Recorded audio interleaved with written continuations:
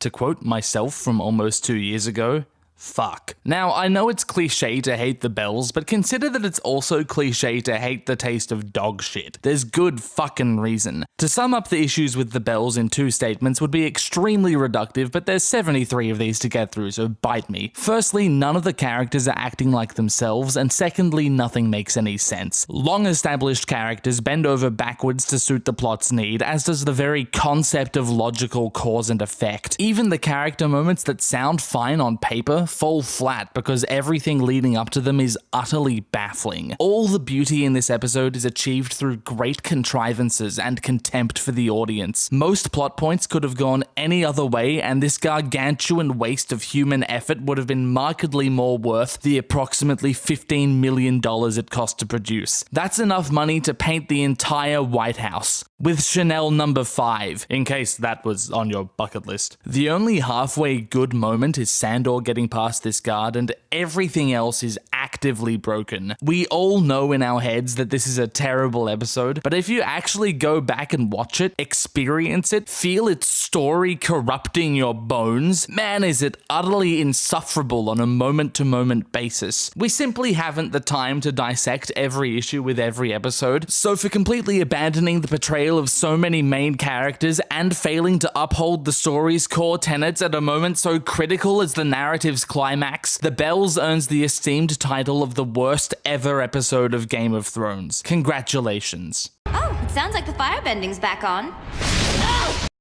Number 72. The Iron Throne. Boring, bland, empty, pathetic. There's nothing here! Following the uncaring and cataclysmic climax of The Bells, the Iron Throne is the sad, flaccid remainder we are left to deal with while we ponder what terrible life decisions we made to wind up in bed with this show in the first place. The showrunners decided it would be neat to end their production with one big character drama lacking any semblance of character. Heightened, dramatic moments that could have been heart-wrenching if only the characters involved were, you know, themselves. If your series leaves people writing fanfiction set after its ending, then at the very least you've probably done an alright job because people want to continue telling stories about your characters or the world they live in. But Game of Thrones ending saw everyone and their nans writing fanfiction replacing its end, trying to rewrite the way the series concluded. Yikes. Sure, some other big shows have had controversial endings, but I can't think of anything that saw this many people attempt to fix it. The only good thing that came out of this shit stain of an episode was the huge number of people who realized they could write a better story than this major studio production. To regale your memory, Tyrion finds his siblings' corpses next to a clearing and completely destroys one of the series' best lines. Duty is the death of love. And yes, Grey Worm teleports and the dragon inexplicably understands abstract symbols it's never seen before, and Jon uses a random dagger instead of Longclaw, and there's so much other dumb shit in this finale, but still the worst scene of the episode, and perhaps the entire show, is this one. It honestly makes me weary to revisit. Gendry isn't even mentioned as a candidate for king, even though he's right fucking there. Chadmuir is incomprehensibly shot down as a loser. Davos tells eunuchs to start families, Yara forgets about her brother, and it's all in service of making Bran king for no reason. I can't imagine any of the people involved in this episode were happy with it. The show had been declining in quality for years at this point, and I wasn't expecting a satisfying end by any means, but the Iron Throne still found a way to break me. I was ecstatic that so many people used this episode and this season as a creative outlet, but it left me completely unmotivated, dejected, spiraling. This thing I'd loved for so many years and devoted countless hours of my attention to, it had rotted beyond recognition before my eyes. My video about this episode is the most successful thing I've ever made, but I could never chase that success because what was the point of talking about this show anymore? There was nothing more to say. It was dead, and so was I. This episode annihilated my creative spirit for the better part of a year. And for that, it's somehow only the second worst episode of Game of Thrones. It was also nominated for the Outstanding Writing Emmy, by the way, get around that. Number 71. The Long Night.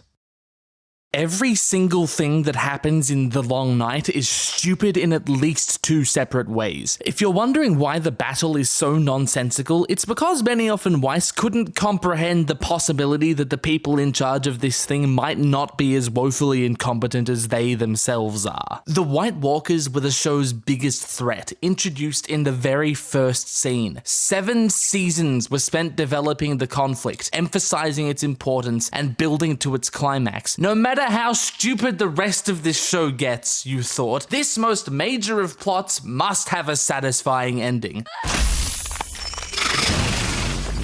Lamau idiot gets sucked in. Yeah, nah, turns out that it wasn't even that important, and it ended in a way that satisfied none of the build-up. The looming threat, the apocalyptic catastrophe, all it meant in the end was a convenient way to dispose of some characters we didn't need anymore. The lighting issues and associated contempt for the audience would have been more than enough to put this episode in the bottom 10, but then they had to go ahead and completely butcher the story too. So many plots and character arcs come to a head here, and as with the bells, they all collapse in a floundering mess at the last hurdle. Jon's involvement in the battle that concludes the story he's been central to for 8 years is negligible at best. The notion that political squabbles distract from existential apocalyptic threats turns out to be not an issue. Arya is shoehorned into the resolution for honestly no reason beyond Benioff and Weiss's weird obsession with Maisie Williams. God knows what the fuck was supposed to happen in the crypts. Like, why are scenes that are necessary to explain how characters got where they are left on the cutting room floor? Also, like the bells, there is a non-zero amount of beauty in this episode, but drama television is ultimately a narrative medium, and the story is the most important element. Production facilitates storytelling. The most elaborate set piece, the most intricate long shot, the most explosive visuals, the most exciting choreography. Sure, it can all be impressive on a technical level, but it has no chance of resonating with an audience unless it all rests atop a compelling story, and being able to fucking see helps as well. How anyone could even for the shortest moment dare to consider comparing this feature-length omni-shambles to Helm's Deep is fucking unfathomable to me. For causing immense eye strain in tens of millions of viewers and squandering one of the longest build-ups in television history, The Long Night goes down as one of the worst disasters put to screen, and the 3rd worst episode on my list. And the 4th best on TV guides. Are you fucking kidding me? Why would you throw your sword, you idiot? Number 70. The Last of the Starks.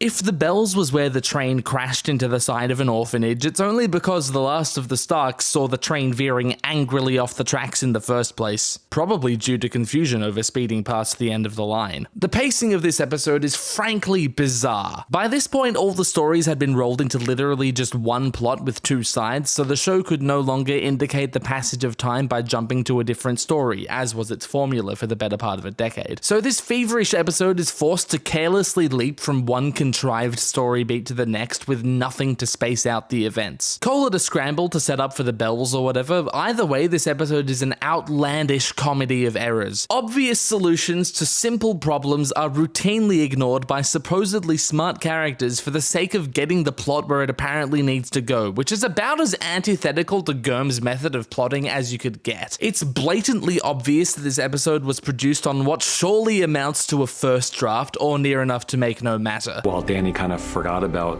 the Iron Fleet and Euron's forces. Like, this is the kind of dumb fucking issue that a revised script couldn't possibly suffer from. Imagine feeling the need to explain your simple-ass IKEA flat pack plot in these dumb fucking post-episode breakdowns and then only offering surface-level post-hoc explanations. How little of a shit do you have to give about your creation, the biggest TV drama ever, that not only do you let this fever dream of a scene make it to the air, but you also completely fail to come up with any clarifications for it. For breaking my brain in 8 different places, The Last of the Starks goes straight in the bin. It stinks. It stinks. It stinks. Number 69. Nice. The Dragon and the Wolf. As if the terribly constructed death of Littlefinger wasn't enough, The Dragon and the Wolf also offers such great hits as Robert's rebellion was built on a lie.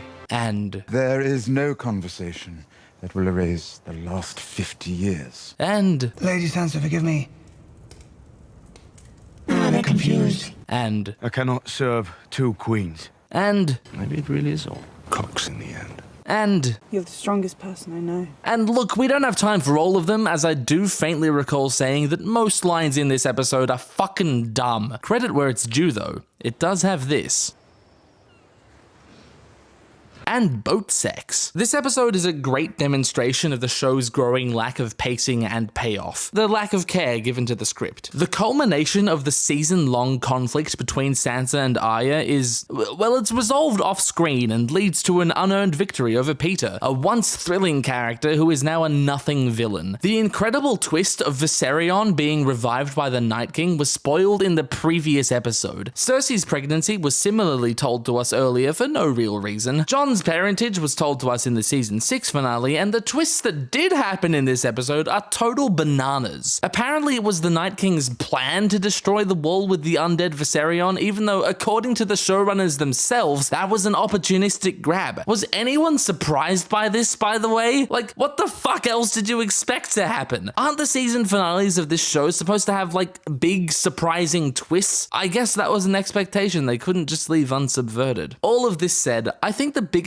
pitfall of the Fire Lizard and the Doggo, the penultimate season's conclusion, and the last episode we would see for almost 2 years is that absolutely nothing interesting happens in the huge-ass meeting between almost all the important characters, and many unimportant characters. Nothing really changes hands. Cersei is offered a truce which clearly benefits her, and she reluctantly accepts it even after Jon refuses her terms for no reason. Like, give us anything to work with. Cersei takes Tyrion as collateral, why not? Or demands Peter as a hostage or a bannerman or something because she knows he's in Winterfell. The last time Cersei had all her enemies in one place, something happened in spite of the consequences that should have come. Yet this time, nothing. And God knows why Bran waited until Sam got to Winterfell before he told anyone the thing about the people, but fuck it. This episode has the dialogue, pacing, and direction of an 80-minute video game cutscene. And for that, the dragon and the wolf can piss right off. Number 68. Winterfell. Ah, the subject of my worst video. They took an extra year to make season 8, and they came back with this? How embarrassing! This episode is so empty. Winterfell might just be the most forgettable episode of this show. The only somewhat decent course in this overpriced and undercooked meal is the drama revolving around Sam, his father and brother, and his feelings about Daenerys executing them. And even that is contingent on him somehow making it from Old Town to Winterfell without hearing about the invading dragon lady executing one of the foremost lords of the kingdom. Must have traveled with his fingers in his ears. Oh, and I guess Bran chose not to tell him too. Anyway, there's a bunch of reunions in this episode, and for the most part, they're thoroughly underwhelming. Again, the Sam thing works alright, and there's a lot going on in this scene, but of course, Jon's parentage has already been revealed to the audience twice, so the grand reveal is robbed of most of its emotional intensity. The audience knows crucial information that the relevant character doesn't know. This is dramatic irony, and Lord knows it's an effective literary device, but you have to ask yourself, what tension or complexity does the story gain by revealing Jon's parentage to the audience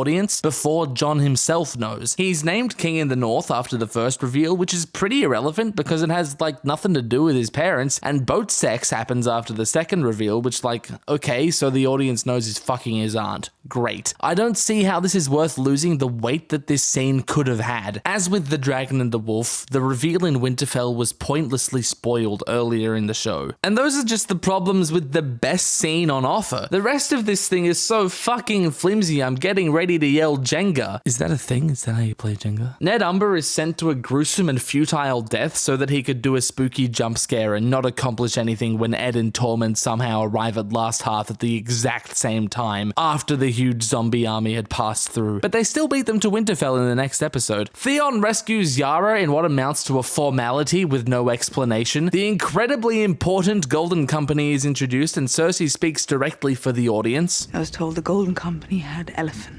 There's this cheesy fucking Aladdin roleplay wish fulfillment garbage we could have replaced with anything, and fuck, this episode is pointless. On a series rewatch, God forbid, you could safely skip most of this. Jaime arrives at Winterfell at the end, that's all you need to know. For wasting my goddamn time, Winterfell bad.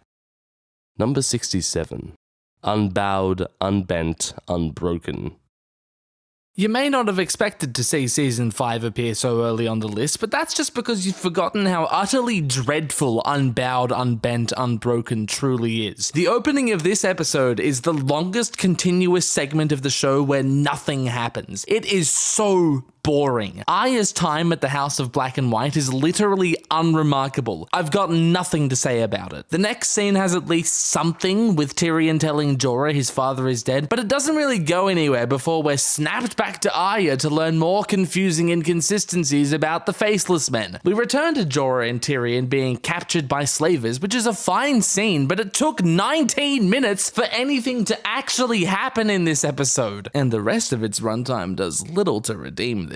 Peter exchanges some plot holes with Cersei before things resume being boring. Aside from Doran and Aryo being epic, the conflict at the Water Gardens is an insane comedy of errors that can only be laughed at so many times, and constitutes perhaps the second worst fight of the show's run. The Queen of Thorns arrives in King's Landing to throw down with Cersei, and that's fine, but the subsequent inquest of Loras Tyrell is fucking abysmal. Oliver makes no sense, and his knowledge of a birthmark on a highborn lord who he squired for being counted as solid evidence of his affair with Loras is just terrible writing. Do better. And to cap the episode off, we have Sansa's wedding, complete with wifely duties. It's tasteless and disgusting, and the only good thing about it is that Alfie gets to show off his chops. You may think it's strange to place this one below the majority of Season 7, but I would definitely rather watch those episodes than this one. For exposing my birthmark, Unbowed, Unbent, Unbroken has to scrub the floor for 5 minutes.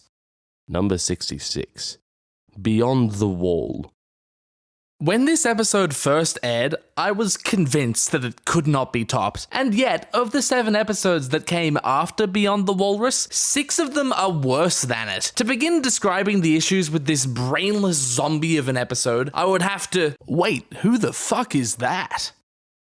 My name is Alt Schwift X, and Season 7 Episode 6 is the one that broke me.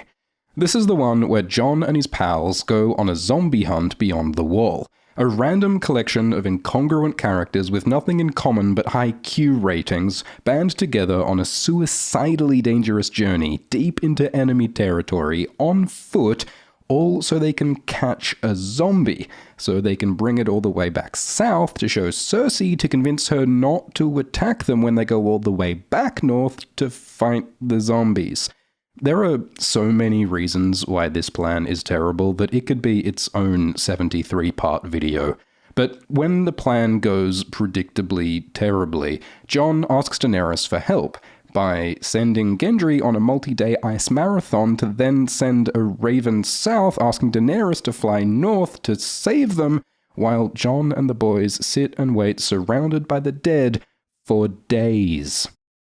The Game of Thrones show has always had a loose relationship with time and logistics and common fucking sense, but this is the moment they completely jump the shark with a plotline that has no consistency with the tone or context or logic of this world.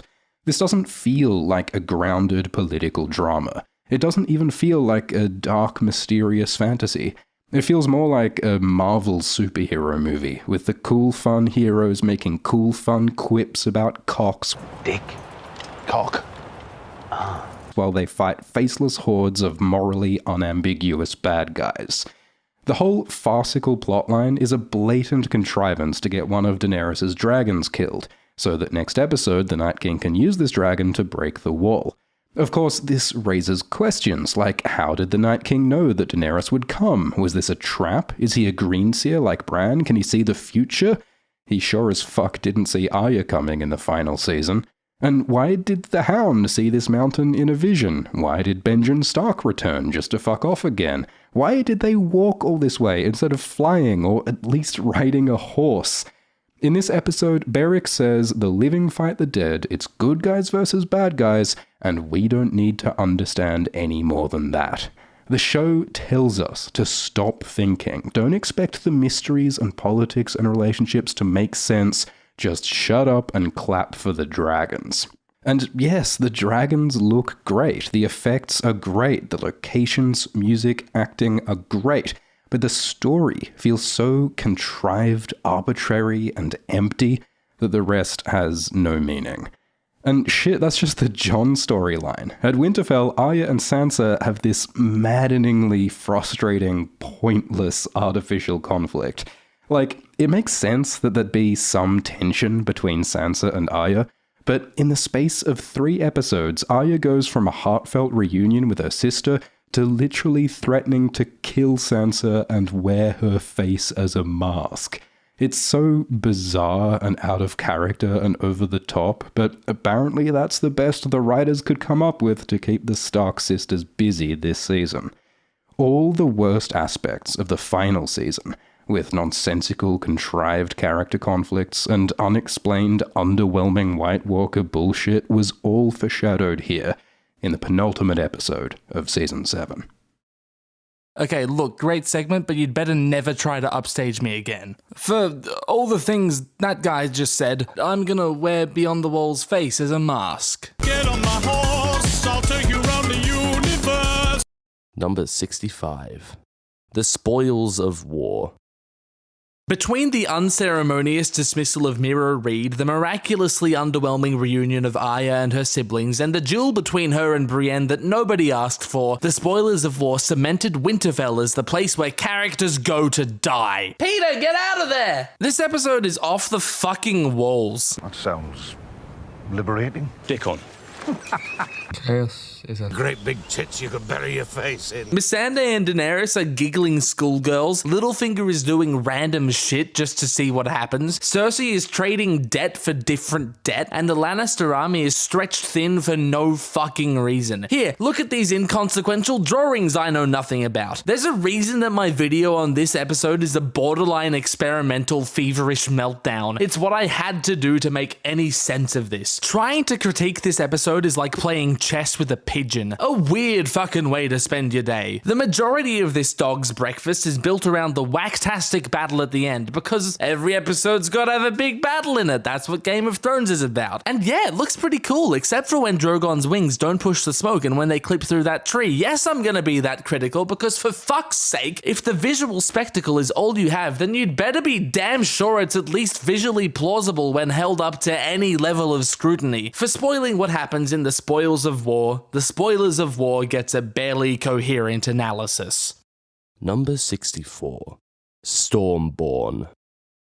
I would be nice to this episode, but that's not me. Stormborn pisses me off to no end. This one features Sideshow Mel showing up to bring Jon Snow to Dany's attention for prophetic reasons that are never really explored, which leads to a linguistics lesson that is not only wantonly out of place, but also gobsmackingly irrelevant, for a language that Dany has spoken longer than Missandei has, in a show that regularly makes egregious errors about its own languages that don't get corrected. Just saying, if you want a character to plausibly call out an inconsistency when it's relevant to the plot, which this isn't really, by the way, maybe previously demonstrate that consistency is important. Maybe. Anyway, that's that line, but it shows exactly how opportunistic and unplanned every little beat in this part of the story is. This line comes out of hammer space, essentially, to accomplish the arbitrary task of steering the plot in the right direction. It's shit writing. Nymeria also appears from hammer space in a bonkers scene that again is not only irrelevant, but actively detrimental. This is what should meet the cutting room floor, not the resolution of the entire Arya-Sansa conflict, and Hot Pie tells her she's hot. Fuck me, Season 7 blows. Everything to do with Dany is insane, especially her conversation with Varys. Jon beats up Peter for some reason, Davos seems to think that Tyrion is a hoopy frood. Sounds like a charmer.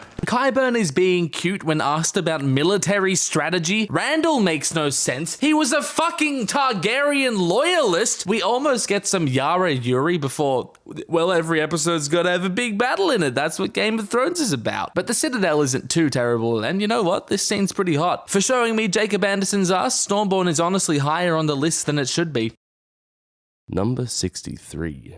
The Door.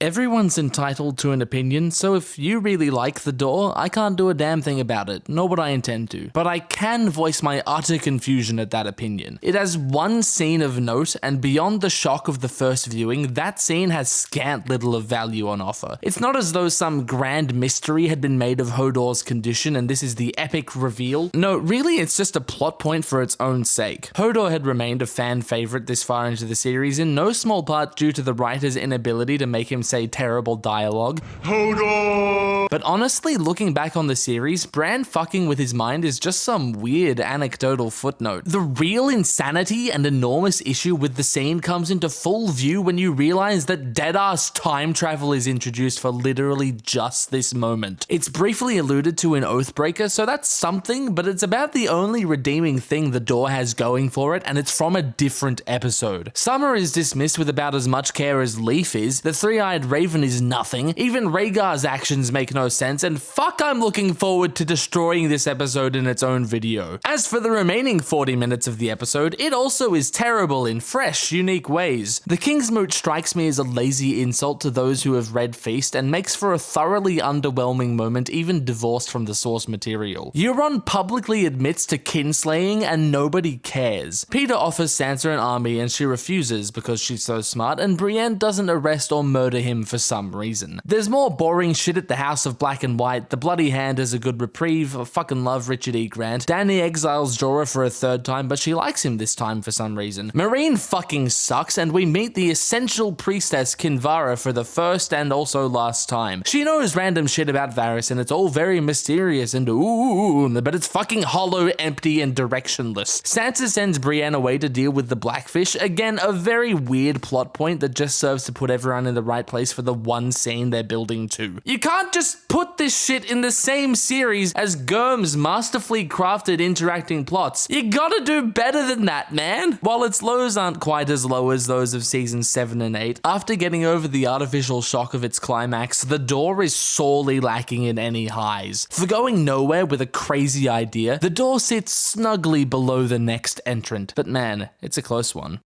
Why does a cave have a door? Number 62. Battle of the Bastards. Yes, I know. I get it. It looks very good. You don't need to tell me. I've seen it. You know what else I've seen though? The rest of this fucking episode. Battle of the Bastards unfortunately begins with the Siege of Meereen, an embarrassingly rushed conclusion to the Meereen conflict, which the writers desperately wanted you to forget about as soon as possible. My reign has just begun. She leaves in the next episode. She puts Dario in charge. Like, it's just fucking awful. I'm willing to bet a lot of you completely forgot about this battle. The Sons of the Harpy just get Dario and the Dothraki just mow them down like an unkempt lawn, and that's fucking it. The flagrant dismissal of the Sons of the Harpy is enough to put this episode in the depths of this list, but wait, there's more! Later, the Greyjoys show up to be lectured at by Tyrion, who is at his most unlikable, hypocritically judging Theon and making shit up about their interaction in Season 1. Yara and Daenerys become allies because they are both girl boss queens, and Yara is completely cool to end huge facets of the Ironborn culture to secure the alliance. Have you seen the Iron Islands? How the fuck could this place survive independently without raiding? And that's just Meereen. At Winterfell, there's Sansa's unthinkable refusal to cooperate with Jon, which they somehow thought would make the arrival of the Knights of the Vale a twist. What? Ramsay decides to meet Jon in the field, even though there's literally no need. Like, man, it's well directed, but the whole thing lacks any suspense. The tactics of the battle make no sense, according to people who are smarter than I am. People got mad at a kid for not zigzagging, and like, man, it just pisses me off when that kind of surface level observation is what becomes a mainstream criticism, like Rhaegar's wig or the Starbucks cup. Like, sure, that stuff could have been fixed easily, but what's more important is the consistency of the writing. And I guess Davos finds the burnt stag, fucking whatever. So why isn't this ranked lower? Well, Ewan Rayon single-handedly lifts this episode from the bottom 10. The show's last good villain makes watching this one more enjoyable than the preceding entries on the list. He gets a fittingly gruesome send-off, though the perpetrator's arc seems not at all influenced by her having committed this horrendous act. Basically, this shit's fucked up, but it wouldn't be right to blame this episode for its lack of impact. For insulting my height back in Season 1, Battle of the Bastards gets to play with my dogs. Number 61. Eastwatch. Beginning with the impossible survival of Jaime and Bronn, structured around Tyrion's batshit plan to bring a white to King's Landing, and concluding with the assembling of the Avengers, Eastwatch is one big scramble to get all the pieces in place for Beyond the Walrus and the season finale. And boy does it feel like a scramble. Teleporting is at a record high, Littlefinger is at his most pointless, and Davos is at his most senile. Last time I was here, you killed my son with wildfire. Given the intense emotional conflict between Tyrion and Davos that could have existed in its place, this might be the most insulting line in the series. The only compelling beat of this episode is Cersei learning that Tyrion was innocent of Joffrey's murder. Oh, and the crab meat that gives you a stiffy, of course. Beyond that, we get Bronn and Jaime's resurrection, Jon's storybook moment with Drogon, Jorah's incredibly timed arrival on Dragonstone, the beginning of Sam's miraculous continental journey with straws up his ears, and Cersei being mad at Jaime for doing literally nothing. Despite their amicable reunion in the previous episode, Sansa and Arya clash over bad vibes mainly, nothing in particular. Huh, weird. I thought Bran was dead. I thought Bran was dead. The Tarleys get baked, there's an extremely dumb meeting or three, Gendry gets dragged, kicking and screaming back into the plot, and Jorah doesn't fucking murder Tyrion, oh well. The scene at Eastwatch itself is passable, if not too predictable, but it's nice to see all of these characters' connections explored, albeit briefly. For bringing a Reddit meme into canon, Thought you might still be rowing. Eastwatch gets annulled by the High Septon. What does annulment mean? Whatever the fuck we want it to, Gilly. Number 60. Book of the Stranger.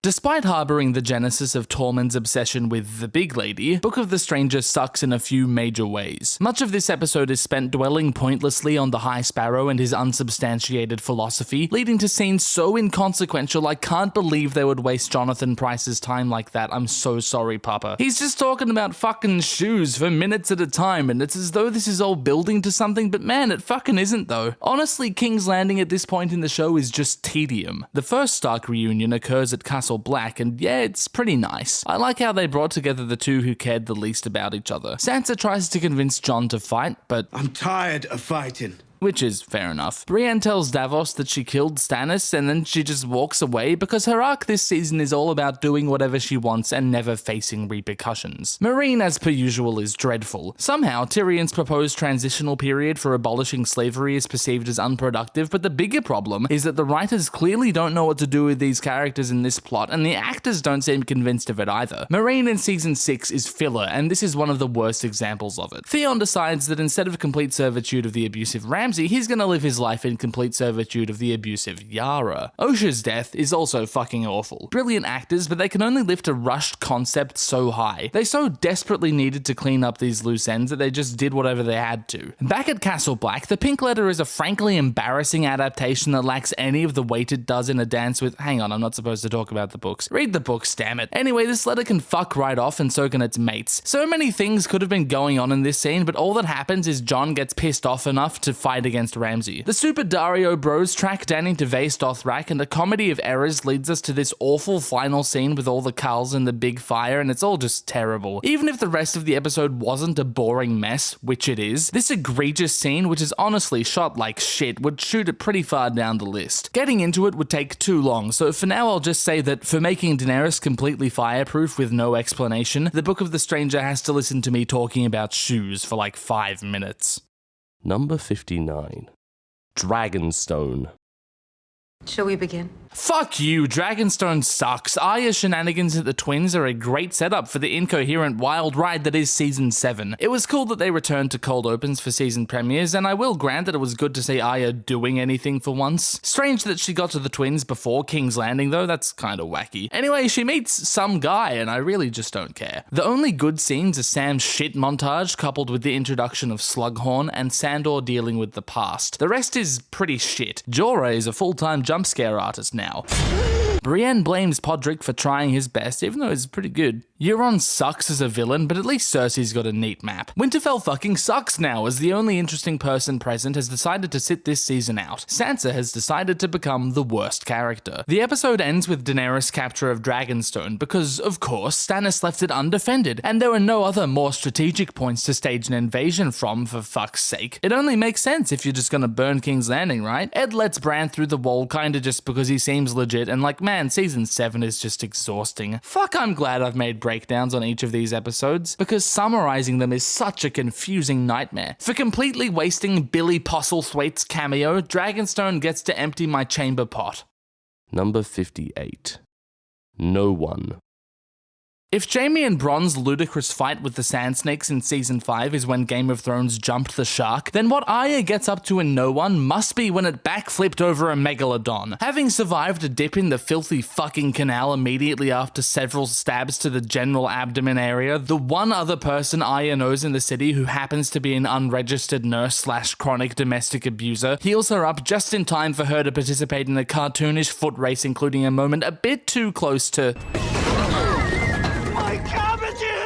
be ignored. The long-awaited showdown between noted bullshit antagonist The Waif and noted bullshit protagonist Arya Strong takes place in the most dramatic place possible, off-screen. Then Arya announces to Jaqen that she has finished her arc. Great, thanks. Goodbye! Thanks for the most bland, generic, empty, pointless plot this show saw. Meanwhile, Sandor goes on a killing spree and meets with the Beric Hood. Varys leaves Meereen just before it's attacked, but I guess that means nothing. We'll just waste time with an awful Tyrion scene, I guess. The Siege of Riverrun is resolved, which contains one pretty good scene, but also a lot of dumb shit, including the Blackfish's heroic last stand and death taking place in the most dramatic place possible.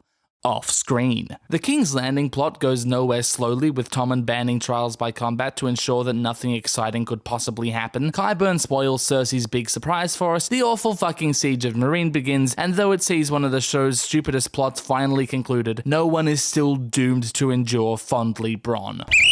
Right! Number 57. The Queen's Justice.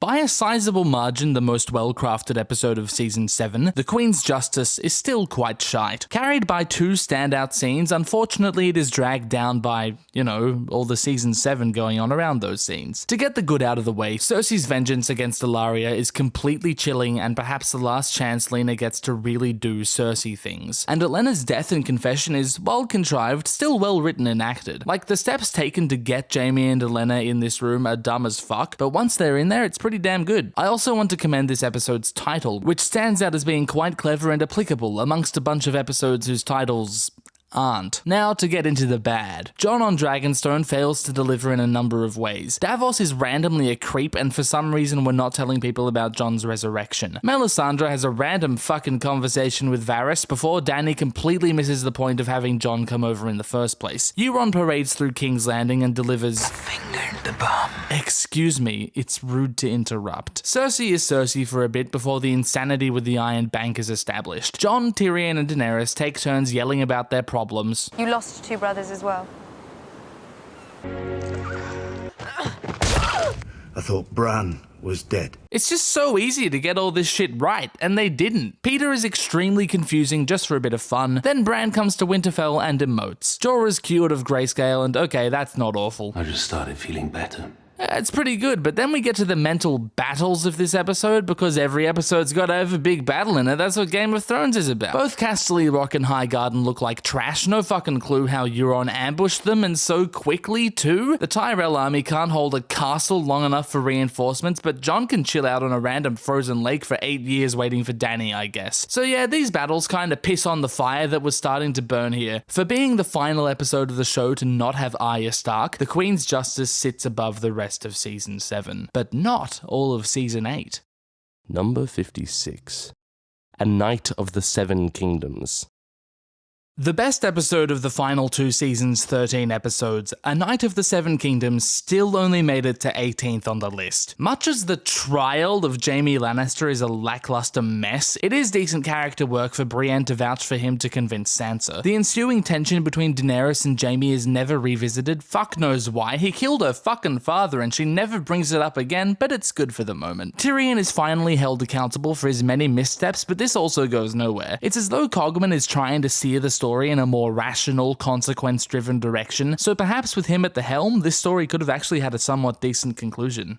Alas. This episode was generally derided as being filler, which is simply not the case. It fits the format of a few other episodes, with pieces moving and interacting to establish the background for a moment of spectacle. Contemplative episodes mainly structured around singular dramas like You In or You Die or Mockingbird. Those episodes, however, aren't confined to a single location and don't have to deal with a billion plots coming together all at once. Those are big hurdles to jump, and the episode stumbles headfirst into them. My favorite is this scene with everyone huddled around the battle map. Like, you can literally see that there are too many characters here with too much unsettled beef between them. You can draw lines between a bunch of different combinations and probably very quickly write a scene more deserving of airtime than the lunch lady Davos scene with Shireen's ghost, who we never see again. Though it is riddled with the same issues of latter Dragon's show, save perhaps for the frantic pacing, A Knight of the Seven Kingdoms also has a non-zero amount of character, spirit, and heart. Jenny's song, Brienne's knighting, Sansa and Theon's reunion, this is all pretty compelling. Cogman understands these characters, and for that, this episode stands above its malformed brethren, but still below all of the,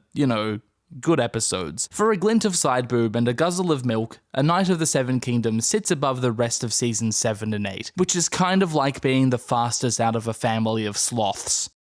Number 55. Home.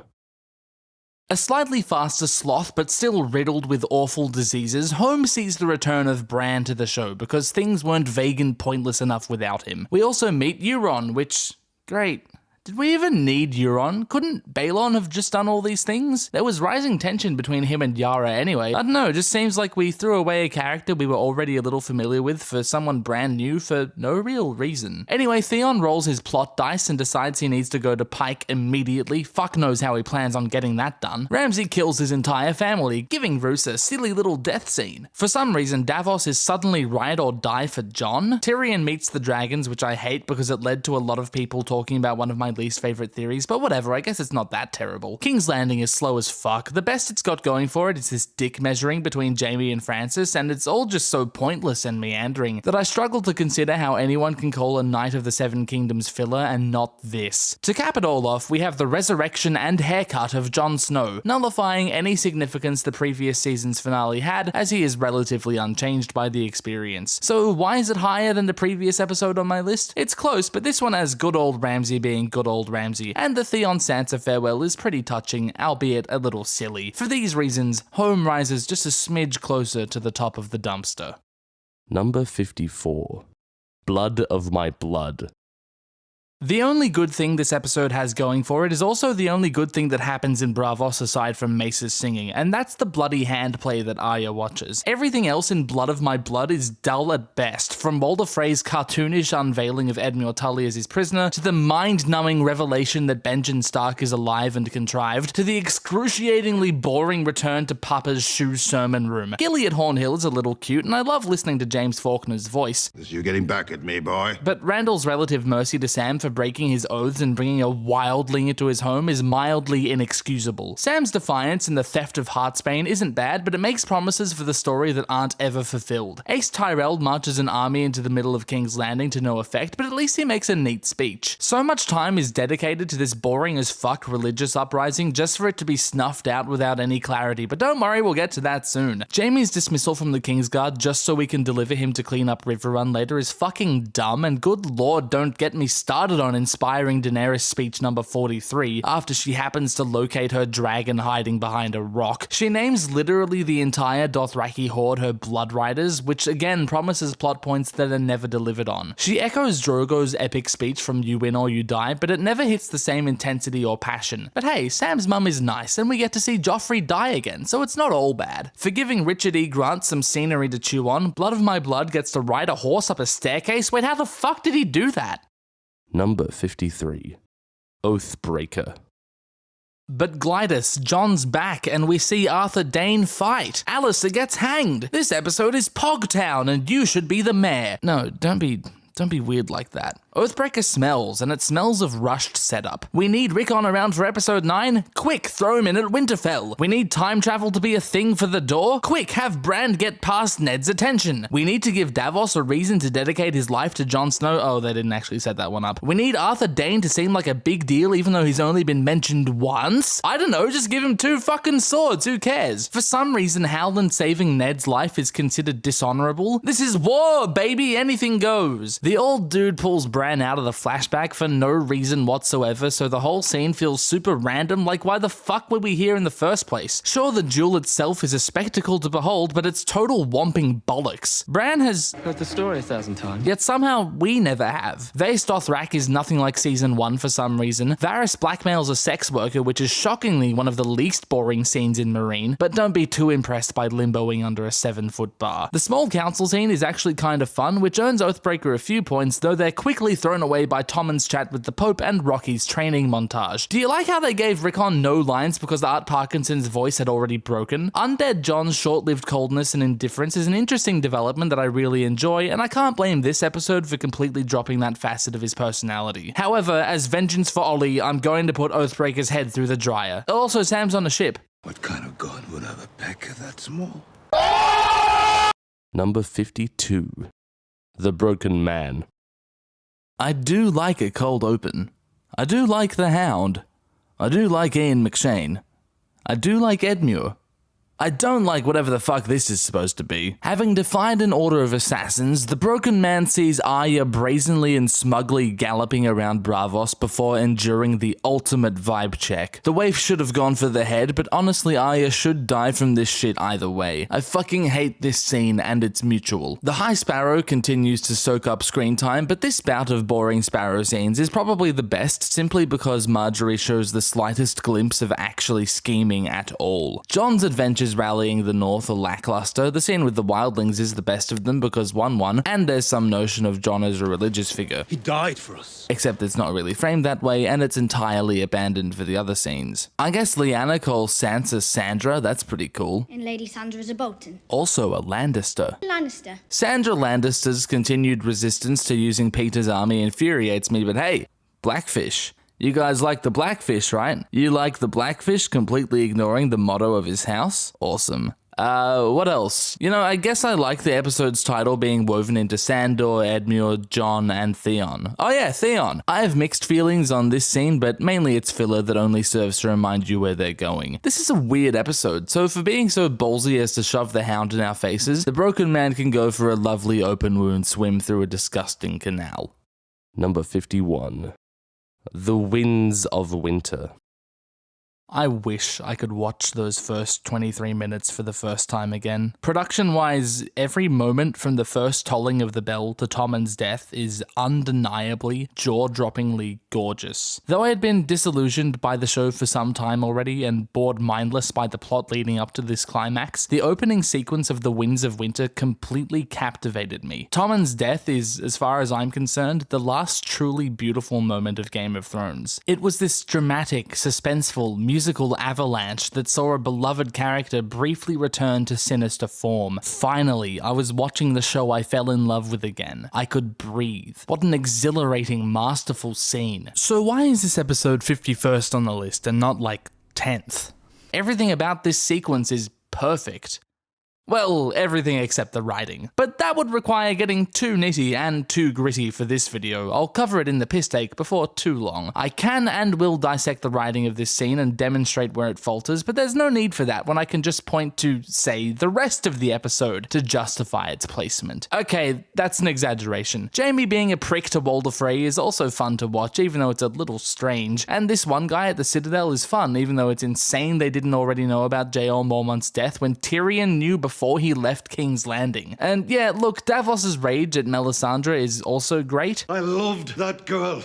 Like she was my own. But that's it. Varys bamboozles Olenna in Sunspear, and like everything about this scene sucks, but man, it looks pretty. And so does this scene where Dany dumps Dario for some reason. I haven't talked about direction and cinematography much in this video, but I just want to point out that Miguel Sapochnik makes beautiful things. Like, just look at this. And this.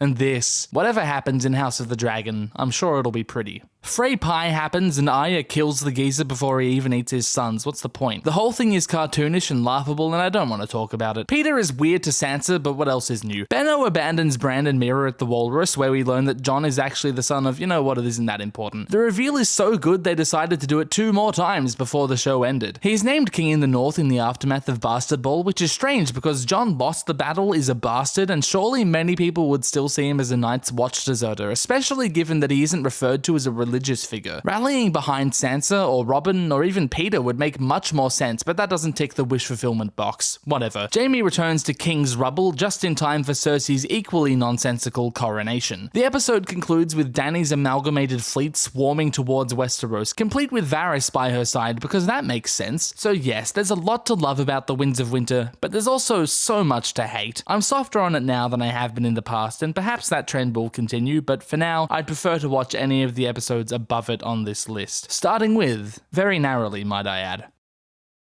Number 50. The Dance of Dragons. Oh dearie dearie, looks like venison's on the menu tonight. Hope you like it charred. The Dance of the Dragons is a strange episode. Off to a rough start with Sir 20 Goodman's incredible pyromancy eviscerating Stannis' camp. You can't win me over with a Smiler reference. Stannis doesn't correct Davos when he says, Band of 20 men, maybe less. which puts the episode down a few pegs. Davos doesn't really push back when Stannis tells him to fuck off, allowing the thing to happen. But not before Shireen name drops the episode during her last adorable scene with Davos. Then, look, it could have been great. There could have been a way for this to be as tragic and heartbreaking a moment as Baelor or the Reigns of Castamere. I think the biggest missteps are Stannis' involvement and the wacky plot beats that lead to his desperation in the first place. And also, you know, the relative lack of impact it has. For some reason, Jon's brought all the free folk to Castle Black from the north instead of sailing to the south side of Eastwatch, which is pretty fucking dumb. Jaime and Doran try to address how silly this whole plot's been. This is like the only halfway decent scene in Dawn. Doran rocks, obviously. Perhaps some soup instead. But the whole thing is soured by Ilaria's childish behavior and the downright goofy circumstances that led us to this point. And the Sand Snakes. Arya finds Meryn and that whole thing gets started. It's not terrible setup for the finale, but the way the show characterizes this insurance dude is pretty stupid. I can appreciate all the production detail involved in Daznak's pit, but I can also hate everything that happens in it. They never really mastered how to make the dragonback shots convincing, and it looks pretty awful here. I'm not going to go into how ludicrous the ambush is, that's for another day. For failing to make the most of a potentially unforgettable moment, the Dance of the Dragons gets clobbered by the big dude. Number 49. The Red Woman. Diving headfirst into Davos' sudden undying love for Jon Snow's corpse, the Red Woman starts season 6 down an appropriately weird and ill-conceived track. After Alyssa Thorne confesses to treason, Ed fucks off to look for Tormund. Ramsay's grieving for Miranda is quite frankly a brilliant moment of characterization for him. Sure, he's a disgusting, brutal, evil monster, but he also genuinely loved and cared for this woman, and yet he's still a monster. This is good meat.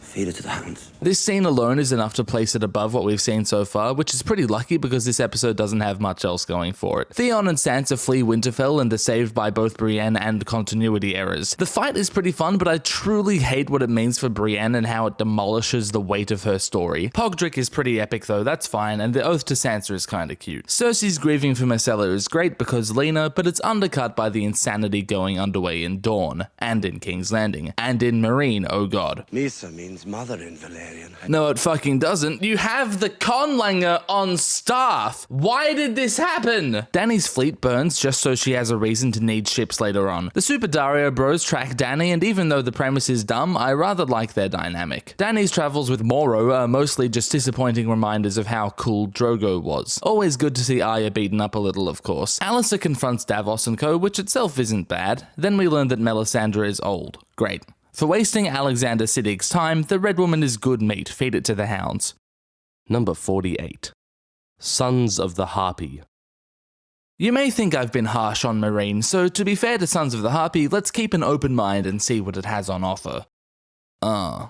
Cool. A fan favorite badass gets an unearned, unceremonious death. This is only one step above an off-screen death. You know, we've also got celebrity power couple Jaime and Bronn arriving on Dawn, complete with talk to the hand, Cersei fucking predicting the future in a small council meeting, Lancel's fake-ass headscar, Peter somehow knows how to get into the Winterfell crypts, and his entire plan is either a drug-fueled haze on his behalf or an extreme contrivance on the writer's behalf. Stannis is the favorite to win, but Peter's allied himself with Roose for some reason. Ilaria has been ruined, Obara Sand gives an off-the-charts cringy speech, Tommen and Marjorie have a falling out over how much of a little bitch he is. Okay, so that's not great, but there's actually quite a lot to enjoy in Sons of the Harpy, like Tyrion's Inquisition of Jorah, perhaps the last moment Tyrion's intellect is actually used for anything. Slap. The "You Are My Daughter" scene is beautiful, and remember that I said I'm not docking points for future episodes ruining good scenes. And you know what? Castle Black is pretty fine in this one. Jon rejects Mel's seduction out of his love for Ygritte. It's a shame that gets dropped later. The Sparrow sacking Peter's brothel is a little silly, but it's good to see something actually happening in King's Landing. And much as I hate the scenes around these speeches, I do quite like hearing about Harrenhal and Rhaegar. For constantly flip-flopping in quality, Sons of the Harpy gets stabbed in an alleyway. Number 47. High Sparrow. The incomprehensibly idiotic move of handing Sansa to the Boltons would be enough to plummet High Sparrow down this list, but let's see what else it's got for us. King's Landing is actually pretty alright, with Tommen's wedding, Can We Break the Record, and this subtextually rich moment between Cersei and Marjorie. I wish we had some wine for you. It's a bit early in the day for us. The High Septon has entirely the wrong taste in sex workers. We get to see some old man butt crack, but then the council meeting is fine. It doesn't matter. Interesting conversation with the High Sparrow before Cersei sends a very confusing message to Peter. The trend of horrendously boring scenes in the House of Black and White begins here, so that's shit, but at least we get some good one-worders out of it. What? Constant vagaries to establish mystery that neither captures my attention nor goes anywhere. Brienne's a dick to Pod while they go around Moat Cailin, which just, ugh, but things get better when their talk turns to Renly. Roose announces his rebellion to the crown for a laugh. Theon's fear of Sansa is cool, but Peter's conversations with both Roose and Ramsay drill holes in my brain. Tyrion gets kidnapped at a Volantene brothel after failing to get it up, Qyburn does some spooky things in his spooky lab, and this has all been pretty rocky. Why is this episode better than, say, The Red Woman? Ollie, bring me my sword. Castle Black this episode is an absolute machine. Stannis comes to Jon with his Winterfell offer, which is great, and then of course the death of Janos Slynt is pure catharsis. Jon taking charge just does something to me, I guess. No homo. A little homo. For handing me off to the house that killed my family, I'm gonna give High Sparrow my shoes. Number 46. The Gift. If I were to tell you that this episode's placement had nothing to do with Tyene sandbags, you'd peg me for a liar immediately. This episode isn't better than High Sparrow, and yet here it is. The Gift is mostly baffling, but there's some alright stuff in here, like Stannis refusing to burn Shireen even though everything happens to Stannis, Sam and Ghost's rescue of Gilly, Cersei's torment of Marjorie, and of course the best scene by a wide margin, Aemon's death. I dreamed that I was old. It's honestly great. Jaime and Myrcella have classic dad and teenage daughter energy. The scene with the slavers is mostly cool, but then Tyrion gets himself out of the pickle by beating a guy up, which is kinda weird. Jon leaves for Hardhome, that's fine, but then there's like these crazy scenes with Olenna with both the High Sparrow and Peter. Peter continues epitomizing the flimsiness of Season 5's story, Alistair is weird, Lancel showing up to see Cersei is one of the cheesiest things this show ever does, and Dany doesn't listen to her manstress advice. Alfie carries a scene as is tradition, and Jorah temporarily doesn't have grayscale for the duration of this scene. The fight's alright, but the Tyrion thing is, yeah, I called the episode baffling, didn't I? Of course, the bafflingest is what happens in the cells down in Dorne, so for giving me a taste of the Dornishman's wife, the gift is inflicted with a poison that activates only when it's relevant to the plot. Number 45. The House of Black and White. Oh boy, is this the beginning of a new, exciting adventure for Arya in an exotic locale? The House of Black and White sets a precedent for the House of Black and White making no sense. We don't want you. Okay, we want you. But then later on they don't want her? Oh my god. Brienne tries to take Sansa from Peter and it goes about as well as you'd think. Sansa tells her to go fuck, then several men die for no reason at all. Great. Cersei receives a threatening package from Dawn and she's decided it's so effective that she sets up the whole thing again so that Jaime can experience it. Jaime just like randomly declares that he's gonna go get Myrcella, kickstarting a plot I think we all know my feelings about. He ruins Bronn's life for this plot, by the way. Jamie fucking Lannister. Please stop ruining Doran and Ilaria, please. In Marine, Dario stabs a curtain because he understands fear. Mossador is a character, and because he's an idiot, Dany executes him. Okay, this all sounds pretty unconvincing, but King's Landing hasn't gone to shit yet with a fun council scene. Kevin is great, and I guess the dwarf heads thing in Qyburn's creepy lab is alright. But mostly what carries this episode is, again, Castle Black. I know S. Selyse is racist, Stannis 1v1s Jon, Arya, the Wildlings, and there's the Mormont letter, and of course there's Jon's election to Lord Commander of the Night's Watch. For loitering on my doorstep, I don't want the House of Black and White. Wait, yes I do. Wait, no I don't. Number 44. Breaker of Chains.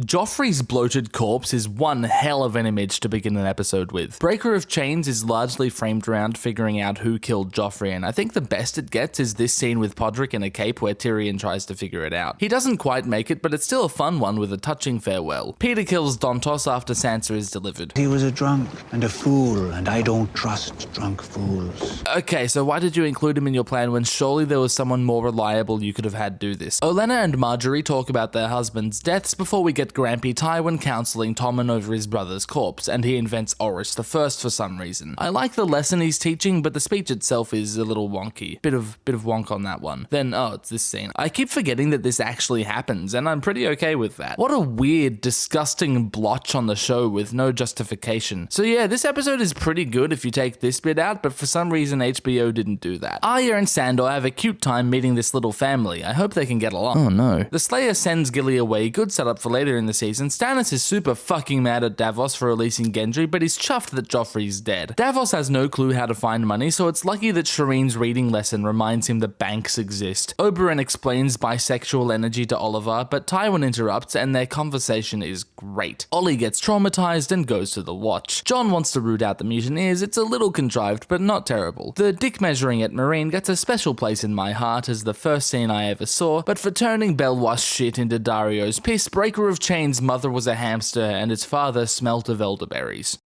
Number 43. The Children. If Season 5's Dawn plot was the ceremonial shark jumping of this show, then surely Sandor Clegane's leisurely stumble off a cliff in The Children marks at least a short hop over a mid-sized dolphin. Let's start with the good though, the aftermath of Watchers. Jon treats with Mance and they remember their fallen before Stannis attacks and is generally a badass. Jon, Stannis, and Mance together is fucking sick. Aemon farewells the dead, Melisandre is sus, then Jon and Tormund is pretty good too as he tells Jon to take Ygritte where she belongs. Tywin commands Cersei to marry Loras and she confesses the twincest thing, which is pretty epic. I like quite a lot of Tyrion's escape, and Arya leaving for Braavos is exciting, but it's fucking dumb that Value Magoulies is treated like a secret code of some kind. Daenerys training Rhaegal and Viserion works pretty well, and I want to commend the Dragon team for this scene. But Mom! And of course, Qyburn and Pycelle tend to Gregor. This is my laboratory. This is my laboratoire! Okay, now the bad. Bran's arrival at the cave is fucking dumb and I hate it for reasons too plentiful to discuss right at this moment. Jojen dies, I guess, and Stru and Roger is our Raven dude for just this moment. Brienne magically stumbles across Arya. The conflict with Sandor begins over Brienne's sword, even though she has an explanation for it, but whatever, it's fight time. Every episode's gotta have a big fight in it. Again, my disdain for this scene is too multifaceted for this video, so for now it's edited like arse and makes little sense. Brienne wins for plot reasons and Podrick loses Arya just like all the other horses. I do like Sandor's begging for death and Arya's cold abandoning of him though. I said I wouldn't be comparing to the books, so I can't deride the children just for not including the Tysha reveal, and I guess the issues this poses don't actually eventuate for a while, so for being such a complicated episode, I'm gonna have to seek a second opinion for the children. My favourite episode to film was actually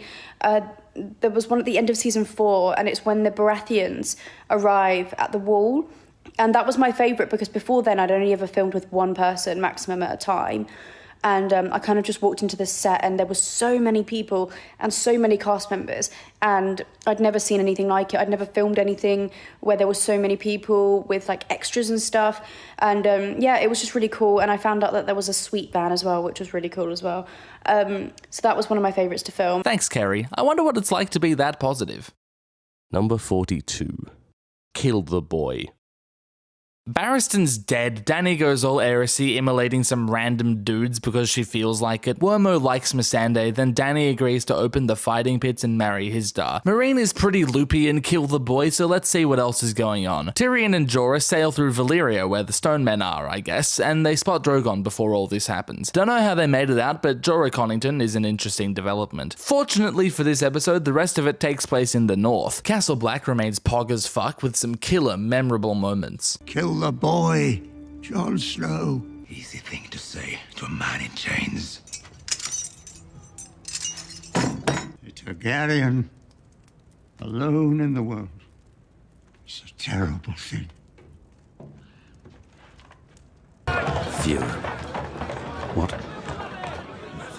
Sam talks Randall with Stannis before the king leaves, which is all pretty good. Winterfell is, okay, it's not all good news in the north. Brienne somehow gets a message in without compromising her position, but hey, look at Alfie go. Walder is pregnant and Roose gets a pretty cute moment with Ramsay. You are my son. They're gonna defend Winterfell together. Aww. Ramsay has evil sex with his evil girlfriend. Sansa meets Theon in the kennels, which is a little dumb, so for sparing me of more boring King's Landing Bravos or Dawn bullshit, Kill the Boy gets conveniently placed grayscale.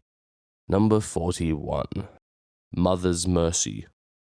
Like any season finale, Mother's Mercy sees a bunch of plots reaching some conclusion or turning point. Unfortunately, because season 5 is a weird, boring, unfocused mess, many of these beats come off as rushed, unfulfilling, or plain fucking dumb. The best of them are clearly Cersei's Walk of Shame, which might be season 5's best scene, and the mutiny at Castle Black, which saw enough time devoted to its build-up to be genuinely sensible. And though throwing Benjen into the mix was a little left field, it isn't egregious by any means. Beyond this though, there's Arya's gratuitous vengeance of Syrio and subsequent blinding, the culmination of a season's worth of boring nonsense and inconsistent motivations. The conclusion of the Dawn plot sees a touching moment between father and daughter before Illaria's extremely obvious plot actually eventuates for once. The Meereen weenies try to figure out what to do for the next season and fail miserably. Varys fucking apparates next to Tyrion even though I thought he hated magic. Dany doesn't have dysentery, which I guess is for the best, but she's weirdly encircled by a random Khalasar because Drogon hunky and seepy. Oh, and Jon sends Sam to the Citadel, which I guess makes sense following Aemon's death, but the worst part of the episode is the awful conclusion of the Stannis story. Ramsay decides to meet him in the field for no reason, bit of a trend he started there, and King Stannis Baratheon, the greatest military commander alive, isn't even in formation when the battle begins. I hate this. Sansa's escape and Theon's redemption with Miranda's death works out fine, and I like how Brienne is forced to choose between her oath and enacting vengeance for Renly, even though that's ruined in the very next episode. Stannis' bravery is admirable, but does little to counteract how laughable the scene as a whole is. The cutaway execution is not only out of character, but also bothersome from a narrative perspective. For the watch, this episode gets the bad pussy. Number 40. Oathkeeper. Maybe I just have a sour taste in my mouth from all the Meereen that comes after it, but Oathkeeper's capture of the city just rubs me the wrong way. There's graffiti written in common for some reason, and the last shot with the pyramid and the banner looks like shit. Fortunately, Oathkeeper is done with Meereen within 10 minutes. Bronn bitch slaps Jaime with his own hand, which is pretty cool. These scenes are alright. For no reason, Peter tells Sansa that he killed Joffrey for no reason. Then, also for no reason, Olenna tells Marjorie that she killed Joffrey, but she actually had a reason. She's more telling the audience than Marge because why would you tell Marge? Mad Snake Locke arrives at Castle Black. Janos tells Alliser that nobody likes him and that he should get rid of Jon, which is actually decent motivation for letting Jon go to Craster's. Nice. Cersei is crabby towards Jaime and gets annoyed when he says he wouldn't kill Sansa. Marge meets Tommen and oh, look at this kitty. The scene is cute when you forget about the actors' ages. Brienne's reward for reading a boring book is a fancy sword to help Sansa. Jaime is cool, but you could have helped Sansa when she was, there. Brienne also gets a Podrick. Hooray! Jon gathers a few folks to take Craster's back with him. Ed's a total trooper. Carl fucking Tanner is great. I was a fucking legend. After Bran's crew fails miserably at being sneaky, some blue dude takes Craster's last son to this crazy fucking ice fortress where we meet the Night King. Whoa. So none of the scenes themselves are actually terrible outside of Meereen, but most things that happen in Oathbreaker are questionable. For introducing the true Azor Ahai to the show, I'm willing to forgive Oathkeeper's missteps. So the last few episodes weren't actually all that bad, because we're now entering the part of the list where things get good quickly. Placement of episodes is going to start to seem very narrow as the show's quality is more or less consistent from this point on. But I had to give every episode a number, so feel free to think of these as being in basically one big equal place if you want, as the order they're in here can be down to petty preferences or arbitrary whims. Starting with Number 39. The Wars to Come. Breaking the growing trend of beginning seasons with cold opens, The Wars to Come falters early with its failure to account for Cersei's fourth child in Maggie's prophecy, which may seem like a nitpick, but consider that this is framed as the cornerstone memory that forms Cersei's paranoia, which influences her every action this season. There's no reason for it to not be accurate, seeing as they altered other parts of the prophecy. The rest of the scene is good, but this issue is one of the chips that later form a large crack across the windshield of this show's integrity. Oh yeah, Tywin's dead. So this episode is all about establishing the new order of things, with Tyrion exiled, Mance defeated, the Sparrows in the capital, Dany solidifying her rule of Meereen, and Peter on the go, I guess. Tywin's wake is fun, if only because of Loras' awkward small talk to Cersei, and Kevin is back. The return of Lancel is fine too, making use of past plot points to develop a mostly forgotten character in an unexpected way. Marjorie walks in on her brother doing a sex, and it has issues, but whatever. Tyrion's wallowing is fine, though it's strange that Illyrio isn't at Illyrio's home. Varys outs himself as a Targaryen fanboy, raising pertinent questions one could reasonably call plot holes that aren't addressed until over 2 seasons later. Dany's kids have gone nuts, but don't worry, they'll turn out fine somehow. Also, the unsullied brothel murders start, I guess. And finally, we arrive at the death of Mance Rayder. Great character, great actor, great final scene, great send-off. For providing me with this clip, I'm not going to push The Wars to Come down a well. Number 38. Hardhome. I know this one is a lot of people's mega favorite, and here I am putting it basically in the middle of the list. Let me explain why I don't hyper love Hardhome. Well, first, let him explain why he does. Certainly one of my favourite episodes to film. That whole experience of being down by the quarry and being chased by the undead. Also, when we were making it, I knew it was going to be like a really good episode because it came out of nowhere. It was about 40 minutes or something with the usual sort of dialogue and ponderous interchange, and then we went up to Hardhome, and then this white cloud appeared over the hill, and then just this onslaught, this absolutely unexpected onslaught. I thought it was really good because with a lot of things, you don't see them coming in life. And that was a little bit like that. You didn't expect that suddenly at the end of episode 8, 20 minutes from the end, this huge massacre was about to take place.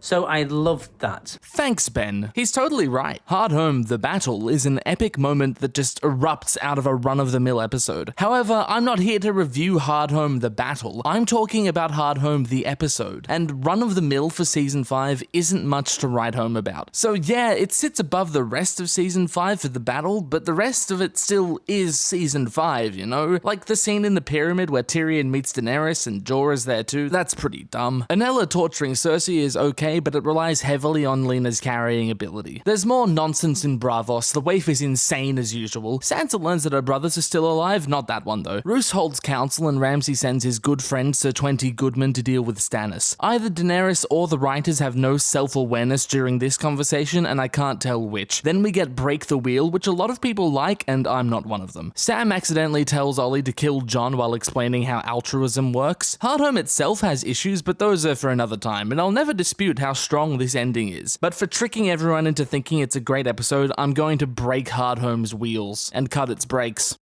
Number 37. First of His Name.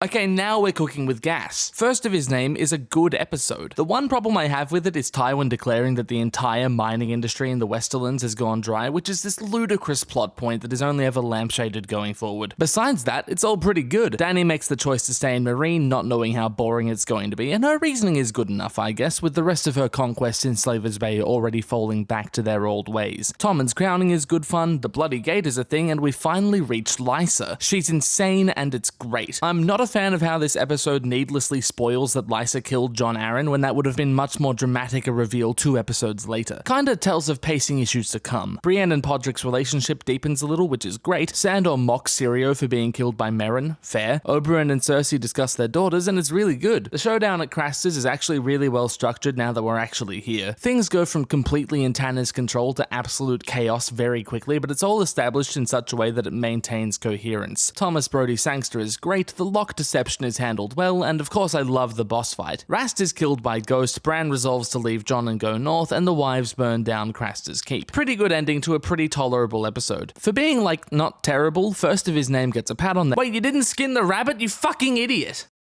Number 36. And now his watch is ended.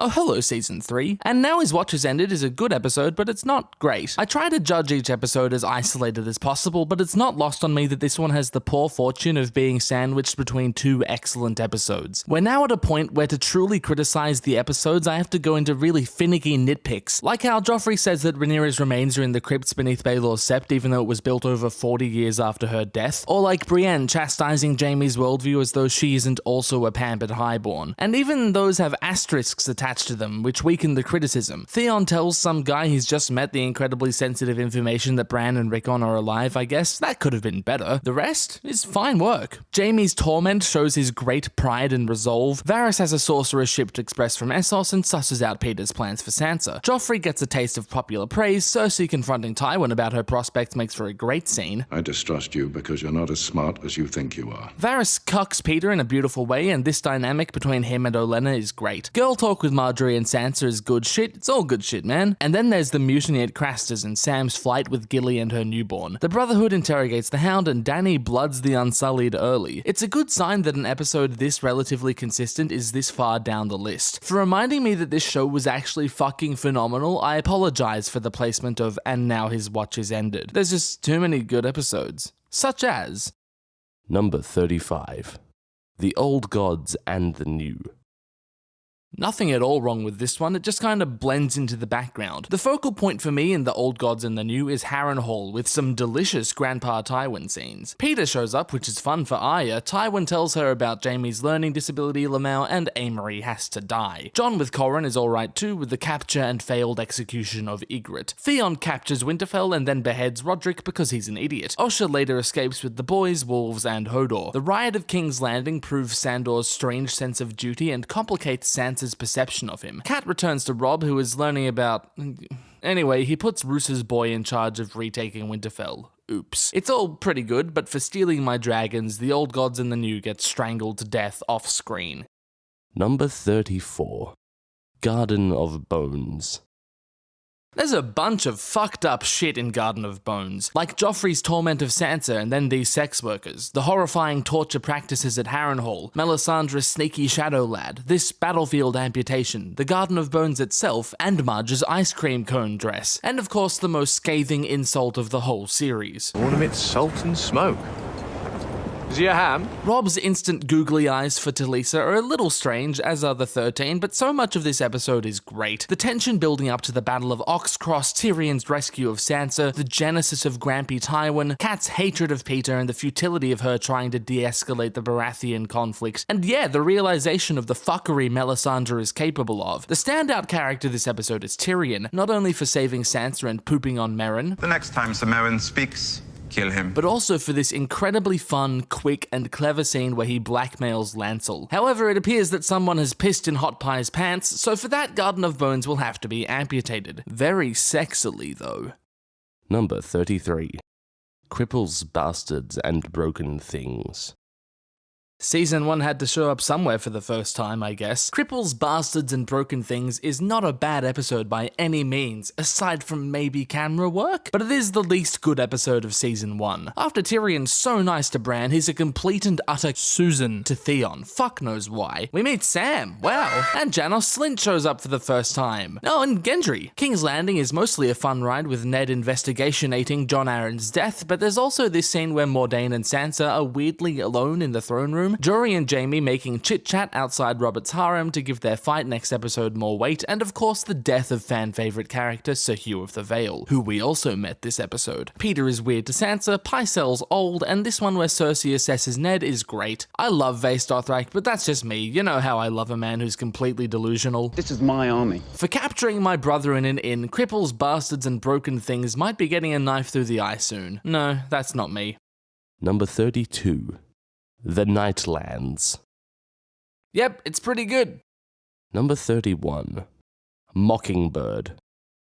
In the aftermath of Tyrion's trial, the Lannister boys try to sort out what's gonna happen. We're reintroduced to the Mountain, this time played by Hafthor, in a kinda weird scene where he's just hacking randos up. Much of Mockingbird is brilliantly framed around Tyrion trying to find someone to fight the Mountain for him. Jaime visits him, Bronn visits him, and after Sandor exposits about Gregor elsewhere, Oberyn visits Tyrion for a truly epic conversation. By condensing a few different scenes the two share in the book into one scene, so much emotion and drama is packed into this one conversation.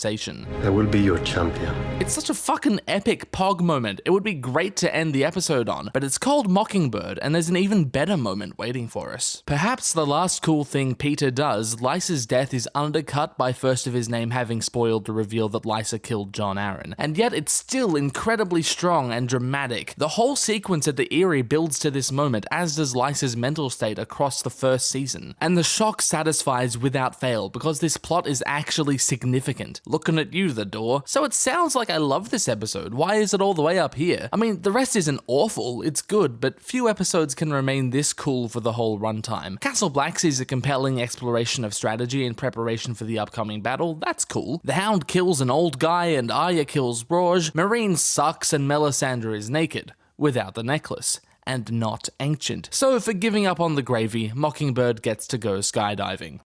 Number 30. The North Remembers. It always struck me as a strange decision to open Season 2 on Joffrey's name day tourney, but I guess the North Remembers does this to establish what things are like at the season's prime location. Joffrey's cruelty continues, Sansa's will has been crushed, and Dontos exists, but then Tyrion's arrival is a reprieve from all the horror. Tyrion's time as Hand of the King begins here, and I love it thoroughly. The Comet ties together a lot of this episode, and I kind of wish they'd steered into it even more. Daenerys struggles with her ragtag Khalasar fine, the Watch arrives at Craster's. I've always loved Mormont's speech to Jon here, and of course we meet the one true king. Poor Cresson. Robb interrogates Jaime and sends Alton to King's Landing. Grey Wind is a good boy. He sends Theon to treat with Balon too. Oops. I've always loved how the end uses Joffrey's massacre of Robert's bastards to remind us where Gendry is on the road with Yoren and Arya. For slapping me in the face, the North Remembers could be put to death. Number 29. Dark Wings, Dark Words. For an episode where nothing happens, a lot happens in Dark Wings, Dark Words. Catelyn learns that her father and sons are dead, not realizing that it's just a prank, bro. She later makes one of these things and tells Talisa the sick baby Jon story, which people have opinions about. It contextualizes her intense guilt and further complicates a relationship that saw literally one scene of screen time. Wow, that's actually really cool. Karstark is pissed that they're going to Riverrun for Hoster's funeral, which is Pharaoh. Jaime and Brienne meet Old Mate, who later sells them out, which eventuates after a pretty decent fight on a bridge. Joffrey is stylish as fuck, and between this scene, Olenna's excellent introduction, and Brienne's chats, a lot of this episode is weirdly about Renly. Cool. We meet Jojen and Mira. I've always loved that the first thing Jojo does is pacify Summer. It's a great indication of what his demeanor is. Arya and Co are captured by the Brotherhood. Angai is a bro, and later they bring in Sandor, who recognizes Arya. Some stuff happens north of the wall, I guess. For introducing two powerful queens to the show, Dark Wings, Dark Words gets tortured by my bastard. Number 28. Two Swords.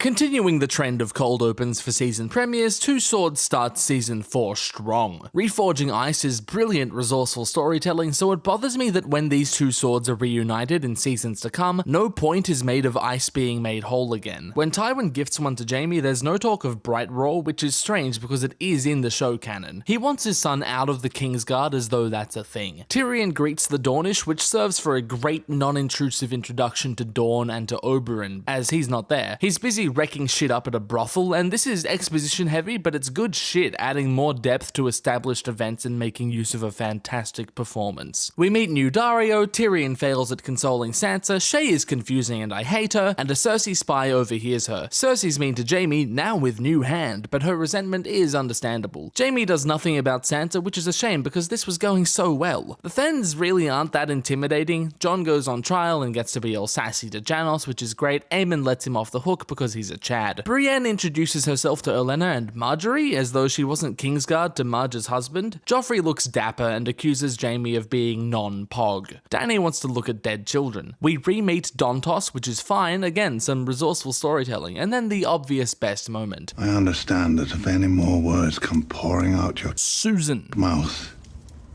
I'm gonna have to eat every fucking chicken in this room. Yeah, it's pretty awesome. Still don't know what the fuck a lummy is though. For singing a song I don't like too loudly, 2 swords will be dismissed from the Kingsguard. Number 27. A man without honor. While the titular line is explicitly in reference to Jaime, A Man Without Honor is one of the most applicable titles of any episode. Jaime, of course, but then there's Theon and Sandor, Xaro, and perhaps even Rickard Karstark or Joffrey, which is incredible because he's not even in this episode. Jaime even alludes to Ned Stark's apparent wavering honor. I just love the deep reference of the title. Anyway, it's real good, except there's some Talisa going on, and look man, it's not just because they changed it from the books. She genuinely poses problems for the show independent of the source material. Anyway, Theon's incompetence and horniness leads to Bran and Rickon's escape, which is kind of the through line of the episode, as we return to the hunt later and end the episode with the crisped bodies. I really like the way this is played. The most attentive of viewers will notice what happened, but if you're not watching with a magnifying glass, then you'll go through the same emotions Luwin does. The most important part of this is that we don't see the boys alive until the end of the next episode when Luwin finds them. At this point, the show knows how not to spoil its own plots. Looking at you, first of his name, and also Beyond the Walrus. Kat's argument with Rickard Karstark after Jaime kills his son is fantastic, and I similarly love Kat's treatment of the Kingslayer. And gag him! There's also a pointless Quaithe scene, so that's kind of weird. For killing its own cousin, a man without honor is forced to love a monster. Oh, I also love this Tyrion and Cersei scene. Okay, I'm done. Number 26. The Climb. I really like how this episode keeps cutting back to Jon's ascent of the Walrus, because it's an exciting plot, but probably not exciting enough to be one continuous segment, right? So it can start out setting up everything in the north and tell a contained story in a single episode about the climb, which leads to this beautiful ending framed around Peter's metaphorical climb. Chaos is a ladder. Tywin and Olenna's fight over who marries who makes brilliant usage of the show's decision to roll Willis, Garland, and Loras Tyrell into one character. Instead of naming him to the Kingsguard as an act of good faith, it's a threat. Cersei and Tyrion share a shockingly amicable scene about Joffrey, Mandon Moore, and Jaime. The phrase give Robb terms for an alliance, and Edmure takes one for the team after his uncle bullies him a little. Theon plays Who Am I with Ramsay, somehow not realizing that he literally is the Bolton Sigil. The elephant in the room is Melisandre's excursion to the Riverlands to give Gendry Edric Storm's plot. The Stannis plot and the Arya plot get momentarily fused with little care. I know that she's vaguely magical, but some grounded explanation of how she tracked Gendry would have gone a long way. At least they make the most of it by letting her speak with Thoros and Beric about resurrection, not that it really matters in the long run. Then there's the closing eyes thing, which is later misappropriated as foreshadowing for Arya killing the Night King, which of course I hate. So for being a well-structured episode forced to endure one ugly stain, it's always gonna be an uphill battle, and sometimes the climb is gonna have to lose. Number 25. The Prince of Winterfell. Given that penultimate episodes are often largely dedicated to single events, those that come before them often bear the burden of setting the stage for the finale. The Prince of Winterfell accomplishes this with flying colours. For a remarkably action-free episode, the drama building towards the battle at King's Landing and the climax at Winterfell carries it phenomenally. The standout scene for me is Tyrion, Bronn, and later Varys trying to plan the city's defense, with this fun little through line of how to pronounce this maester's name. Shevalathan. Shevalatish.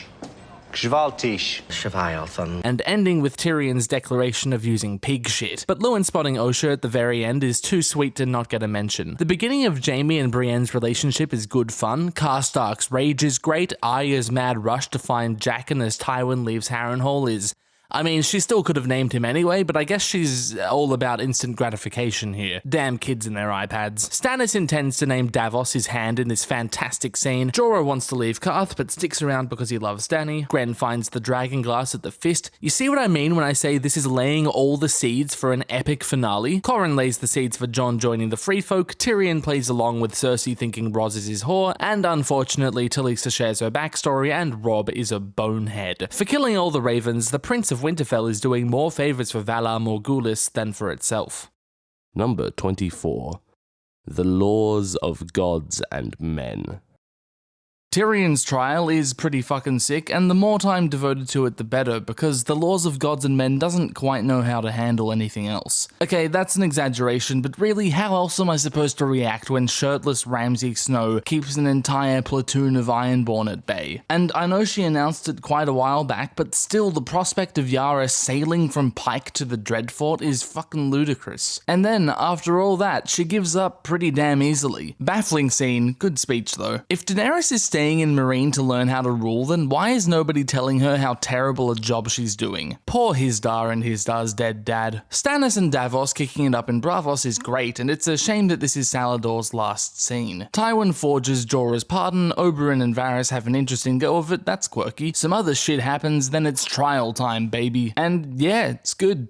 You thought Shay was gone, but the twist is she's not gone. Incredible. Jaime bargaining with Tywin is great, as is the final speech, of course. Horrible idea, but man, it's fun in the moment, isn't it? For burning my goats, I should have let the laws of gods and men kill you all. Number 23. Misa.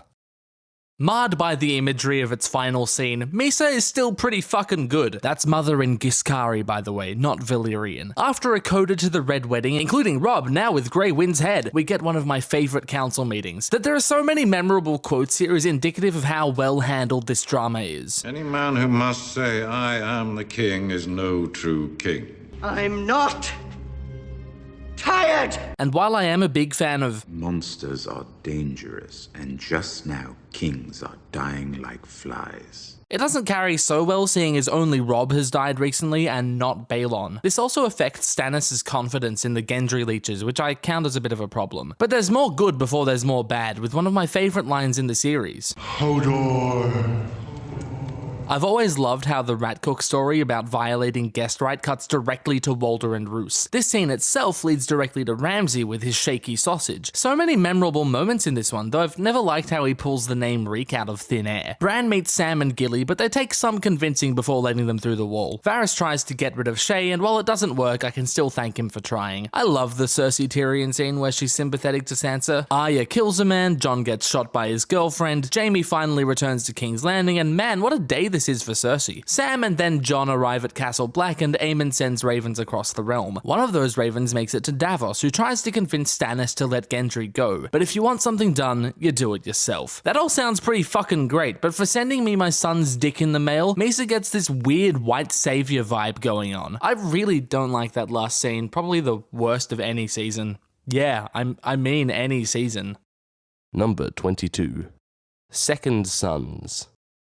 Sandor, Tyrion, Stannis, and of course the mercenary company itself, Second Sons makes the most of its title. Though I much prefer Michelle Huisman's Dario to Ed Skreens, this episode offers the character a strong introduction. Daenerys wants unloyal sellswords on her side, okay, but getting past the premise, the rest of the plot is pretty good. I quite like this first scene where Miro treats with Dany. Prendal did nothing wrong. Rip. Arya gives killing Sandor a crack before he tells her where they're actually going, which is a cute way of keeping us up to date with the Robb plot. The Stark Lannister wedding is such a fucked up circumstance, but they still make it pretty cute, putting Tyrion at perhaps his most likable. And so my watch begins.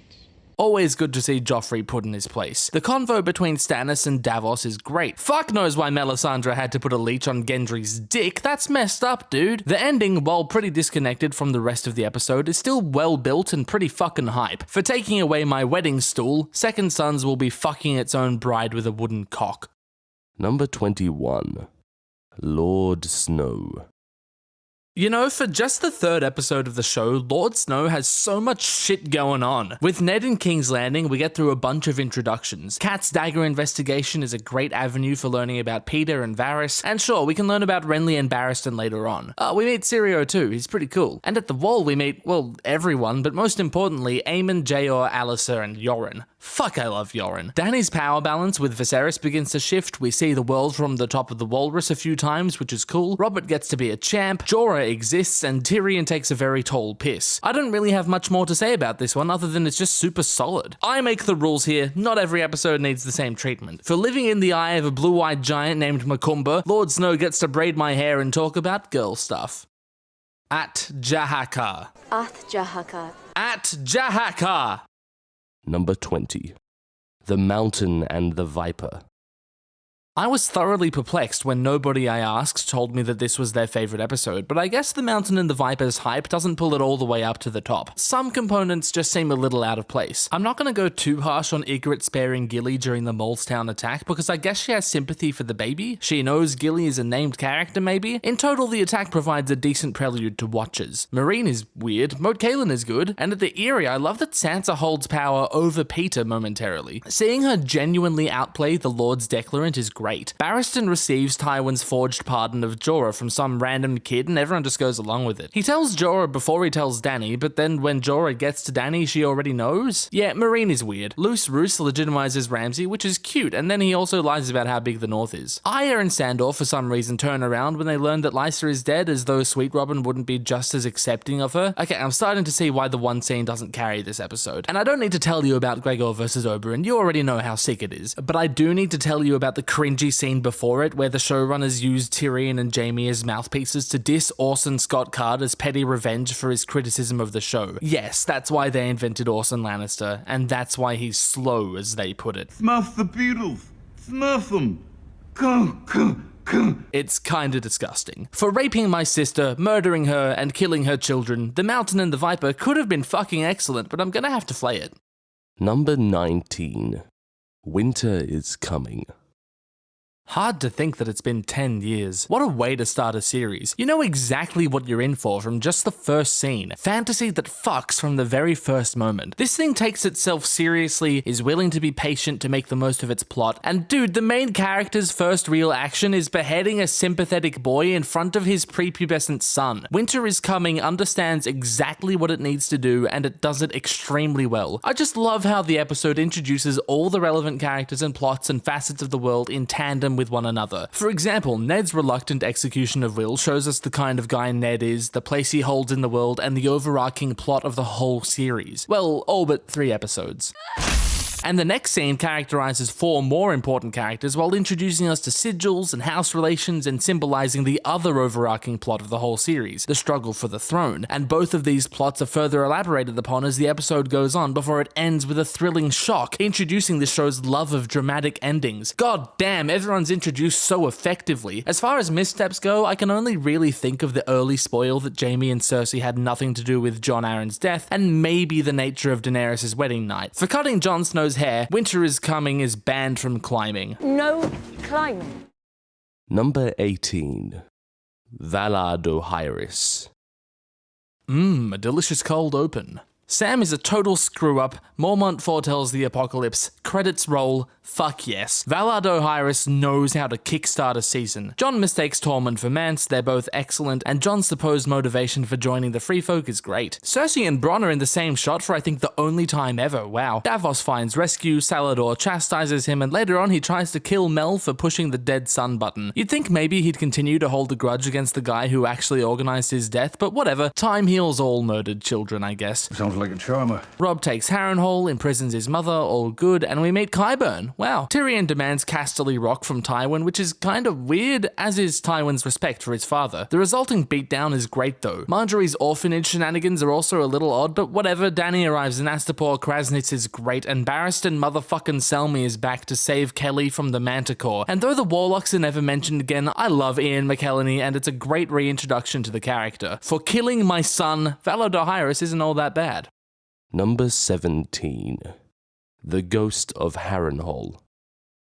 Usually, a moment as striking as Renly's death is what ends an episode, so I commend whoever decided to use this moment to begin the Ghost of Harrenhal rather than end Garden of Bones. This decision allowed the entire episode to follow on directly from Renly's death, chasing the repercussions around the realm. Loris's grieving is great, and I really wish they'd stuck with his love for Renly rather than throwing him in bed with Olyvar in just one season's time. Tyrion and Cersei, I don't want to say celebrate, but they discuss the ramifications in one of these end-to-end brilliant King's Landing scenes, wherein they also talk about how to defend the city. Lancel the beaten dog tells Tyrion of the wildfire Cersei's making, which sends the imp to Helene for just such a fun scene. King's Landing is so goddamn fun. Stannis struggles with his kinslaying, Theon meets Dagmar, and they sneakily come up with the plan to steal Winterfell as they leave Pike. Tywin's counsel is great. I love the tension at the end with Arya, and then Jaqen tells her the deal with the names. Gendry is hot, and then the tickler goes for a tumble. Jon really wants to go with Corran, and Jayor submits. Drogon is adorable, and the Dothraki debate on how to steal the Golden Peacock is some hilarious levity. Quaithe is weird and pointless, and Karth is kinda just slow and strange. Brienne's vow to Cat and the surrounding scene is awesome. For listening to a twisted demon monkey, the Ghost of Harrenhal, yep, it's pretty good. Number 16. The King's Road. If a first episode has the unenviable task of gaining the viewer's attention, the second episode then has the even harder job of maintaining it. After getting its one pretty uneventful scene out of the way, The King's Road fills its runtime with emotion, backstory, action, and fallout. I've always adored the entire Micah incident for being a microscopic prelude of how the entire Stark-Lannister conflict is going to play out over season 1. Cersei will lie, cheat, and manipulate to protect her family. Ned will struggle with sacrificing his honor for his family. Arya will keep strong, Sansa will be pacified, Joffrey will be a loose Susan, and innocent people will die. Other standouts are Dany's little self-contained story of finding agency by pleasing Drogo. Little fucked, but I guess that's par for the course. Cat goes through a lot too, bonding with Cersei, getting sliced up, and leaving for King's Landing. Jon and Arya are adorable, but things go south for both of them quickly. Tyrion is reinforced as being just a whole lot of fun in this episode, and for burying its face in my tits, the King's Road gets slapped in the face 3 times. Mother, you can't. Number 15. The Pointy End. Ooh, this one's Germs. Right into the action, the pointy end kicks off with a fucking massacre and follows both Stark daughters through the aftermath of Ned's failed coup. Bye Mordain, bye Syrio, Arya makes it out, securing her first kill, and Sansa doesn't, and so Cersei's extremely complicated relationship with her takes form. Robb goes to war, his meat is bloody tough as is Hodor's cock. Cat is fucking livid but gets to see her son again, I guess. Tyrion shares his goat and makes promises he can't possibly keep. Tywin thinks it's funny. Kevin's here. At Castle Black, there's the whole thing with the Whites after Jon has a go at killing Thorny. Dany meets Miri, Drogo's a fucking badass, and so for dismissing me from its Kingsguard, I'm going to cut through the pointy end like carving a cake. What an episode. My favourite scene on a personal level was being able to tell Joffrey and Cersei where to get off whenever I stormed out of the palace. I certainly enjoyed doing that. Number 14. The Bear and the Maiden Fair. Ooh, this one's Germs. This episode is so heavily focused on love and sex. The Bear and the Maiden Fair explores the love triangle of Jon, Ygritte, and Orell, Robb's growing love for his now pregnant wife, all the things Marjorie learned from her mother, Sansa and Tyrion's inability to love one another, Tyrion's increasingly difficult relationship with Shae, Theon's lust is tortured out of him both metaphorically and literally, Jaime and Brienne's relationship sees a huge turning point, he didn't have to save her, even Osha's little backstory focuses entirely on her feelings for Bruni. It's fucking incredible how tightly knit this episode is around romance. It's almost as fixated on one idea as the episodes that take place at a single location. But it's not all birds and bees. Joffrey gets huffy at Tywin, which has nothing to do with love, but it's still great. We could arrange to have you carried. You are being counselled at this very moment. Dany meets with Razdal and takes all his shit Lamau. Arya's sulking about Gendry almost falls into the episode's theme, but not quite, and then she's captured by the Hound just to keep us on our toes. The thrilling conclusion with Brienne and the titular bear, while still great, is a little off thematically, which makes sense seeing as it was originally intended for a different episode and wasn't written by Germ. For selling my only friend into slavery, the Bear and the Maiden Fair gets Kai-burned. Number 13. What is dead may never die.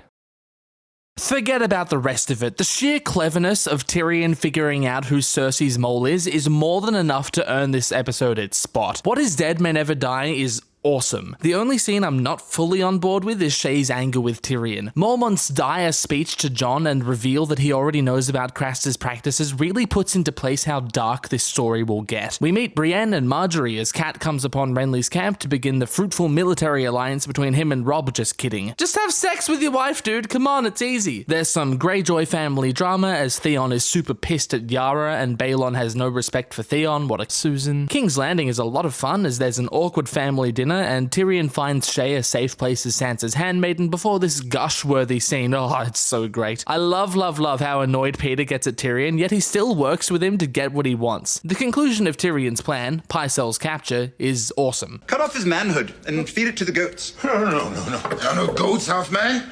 We'll make do. Season 2 is just full of levity and wit. Yoren is a badass who provides the genesis for Arya's list and he goes down like a rock star, that is if rock stars went down with swords in their throats. In the chaos Amory's men cause, Arya frees Jaqen and such, and we end on Polliver gouging whatever the fuck a Lomi is. Oh, also Luwin is cool. For just being so cool, What Is Dead May Never Die can replace Victarion. Number 12. Walk of Punishment. Ramsay kills his own men just to convince Theon that he's really on his side. What a fucking mad lad. Walk of Punishment is such a fun episode. Just a happy, jaunty romp where a few people get murdered, some slaves get tortured, Edmure gets a mill, and Jaime loses his sword hand and therefore his entire identity, and it's all capped off with an appropriately cheery rendition of The Bear and the Maiden Fair. A lot of people were not fans of this credits tune, but I think it plays a big part in creating one of the show's best endings. The last scene is so horrific with what's about to happen to Brienne being interrupted for Jaime's surprise mutilation, it could shock you frozen. And then this tune just starts slapping along and completely breaks the tension. I think it's the best way to get audiences asking, whoa, what the fuck just happened? As opposed to the more straightforward approach of cinematic orchestral instrumentation. The rest of the episode is also crazy good. I'm not the biggest fan of gruff, uncaring Blackfish and the way he and Robb treat Edmure, but it's not like it doesn't make sense for them. The small council scrambles for chairs in the Tower of the Hand, and Tyrion is named Master of Coin. I love his witty dueling with Peter, and of course the Rod God finally becomes star of the show. Dean Charles Chapman is yet to take form as Tommen, so for now he plays fact or crap about Robb with Talisa, which is weird, but I guess it serves to give the Lannister boys some character before they're murdered. For blowing my ears off, Walk of Punishment gets something that'll help it remember. Number 11. Valar Morghulis. Opening with Tyrion's recovery from the Blackwater, Value Morghulis is a keen demonstration of this show's ability to handle aftermath and consequences, a skill whose degradation was a key factor in the program's decline. Tywin accepts the handship, Peter is granted Harrenhal, Joffrey sets Sansa aside, instead securing the Tyrell alliance with Marjorie. Even just the first scene is completely packed with big changes to the status quo. Similarly, Varys sets up Roz as a double agent, Stannis isn't giving up, Theon gets completely reamed after a captivating monologue and a very Pog speech. I love Lewin's plan for Theon to take the Black. That's his answer for everything. Won't get you out of this one, old man. Tyrion's lost all his power in spite of his accomplishments, but he hasn't lost his unlikely gang of friends. Aw. Brienne cuts down some hanged men and absolutely demolishes some Stark soldiers, proving to us that A, she's a girl boss, and 2, her loyalty truly is solely to Cat. Speaking of, Cat's trying to convince Robb to not be a gigantic moron. It's not necessarily an error, but Robb making one of the biggest boneheaded decisions to marry Talisa, even with his mother's counsel, is rather questionable. It does make for a notable shift in circumstances, though. The payoff for Daenerys' snail-paced plot in Season 2 is a very busy finale, with the confrontation and visions at the House of the Undying and the fate of Xaro. Jon's plot also reaches a perfectly timed conclusion with the epic Corran duel and arrival at Mance's camp. Jaqen encourages Arya to go to a terrible plot in Braavos, but she needs to mill around for about 2 more seasons first, so he does the face thing and fucks off. Lewin's death always gets me more than I think it will. It's so damn tragic. And then, as though it couldn't get any more exciting, the others march on the fist. Value Morghulis is a fucking packed finale that only misses out on the top 10 simply because there aren't enough numbers below 11. For breaking its betrothal to my daughter, I'm gonna massacre Value Morghulis in about a year's time. Number 10. You win or you die. While I would love to describe to you myself why You Win or You Die is such a brilliant episode, I much prefer the way Carmine from Red Team Review put it when I asked him about his favorite episode. My choice is also season 1, episode 7, You Win or You Die. It's the episode where it ends off with Littlefinger going, I did warn you not to trust me. Ooh, I love that fucking actor so much. Oh god, I love that one throne scene with it has everything you'd ever want in like Game of Thrones. Betrayal, blood, lies, deceit. Like it has the whole royal backstab. A Game of Thrones, like it has everything you could possibly want.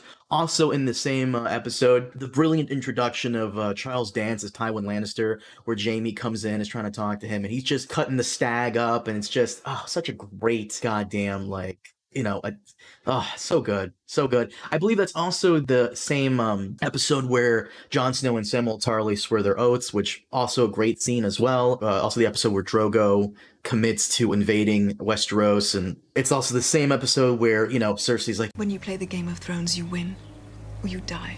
And it's just it's such a good episode in general, and especially that last one. That's how you end a fucking episode.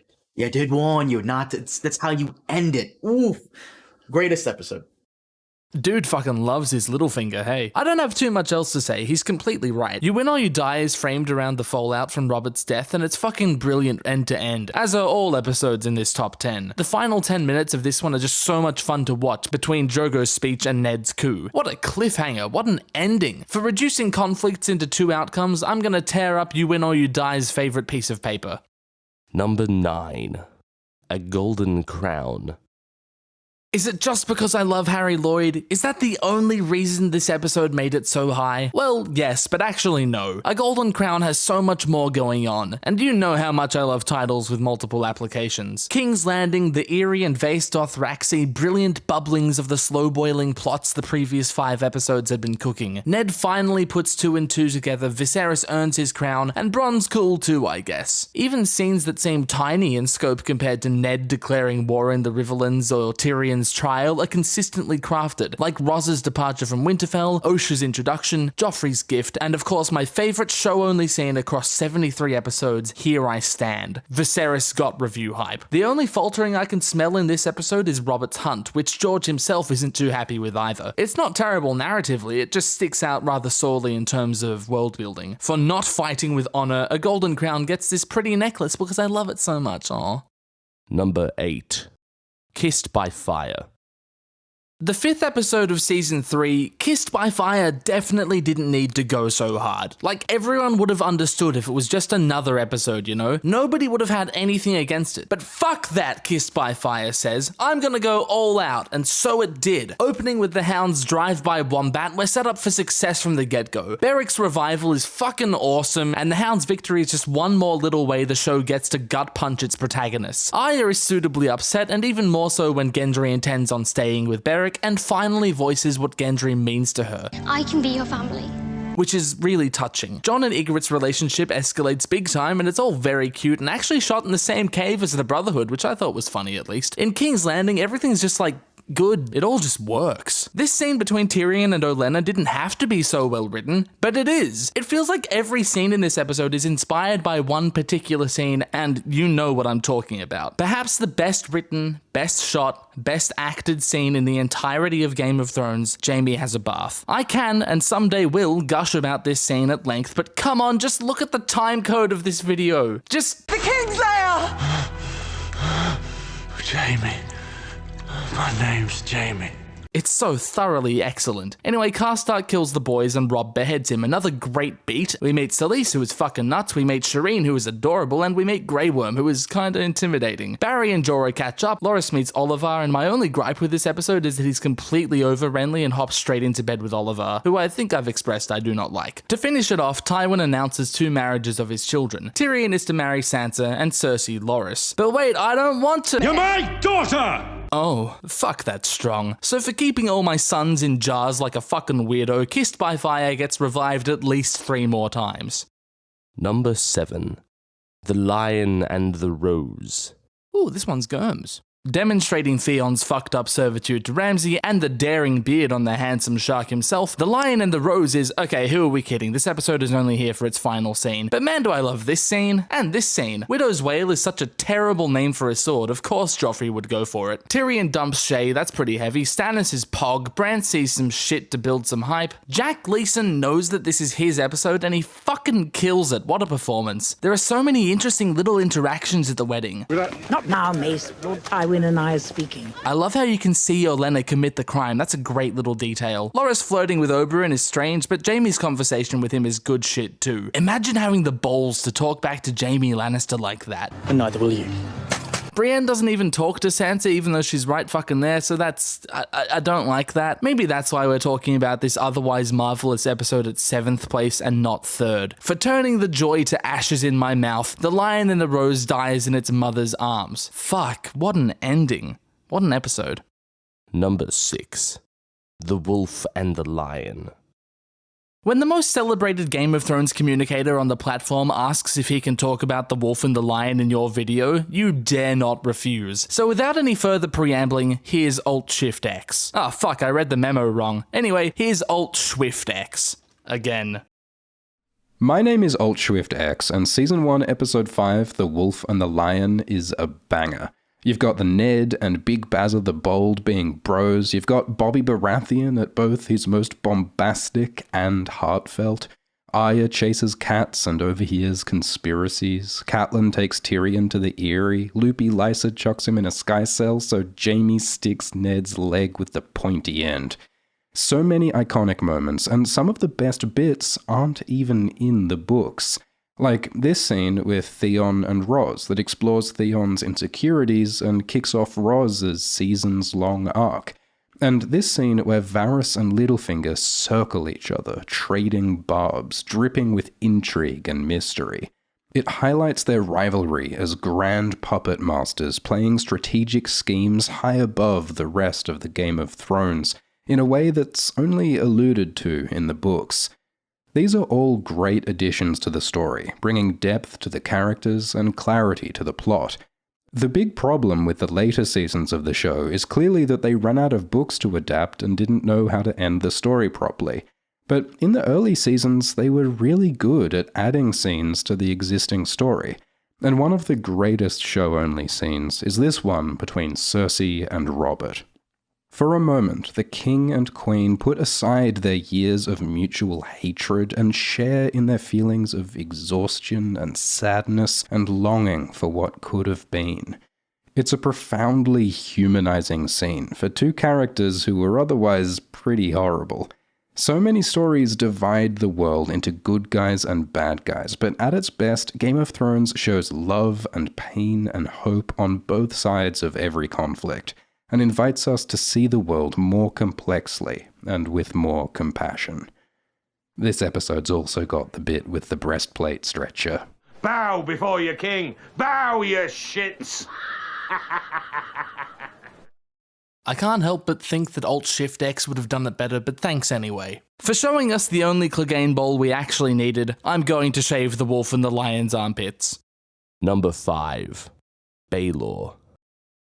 It still makes me sad. What a brilliant tragedy. So much of Baelor is spent building up to just one event, even most of the things that aren't kind of are, like Rob's speech after Jaime's capture, or Jon's conversation about duty with Aemon, which, as I've voiced before, is possibly the best scene in Season 1, and it's got some strong-ass competition. Jon gets Longclaw too, which gives a beautiful moment of boyish innocence and victory before all hell starts to break loose. Same goes for Rob's smashing victories, and hell, the glimpse of hope Sansa has when it almost looks like Joffrey is going to give Ned mercy. We meet Walder Frey this episode too, because apparently there wasn't enough awesome shit happening yet. Miri does all her magic-y stuff, Jorah pogs up for Dany, and I've always loved Yoren popping back up to save Arya. And by the 7, what a way to send off your main character. What a message to send to your audience. For letting us think that there was still any room for hope, Baelor will be remembered as one of the greatest shocks in TV history for decades to come. Ned's death may just be the defining moment of Game of Thrones. Well, it's either that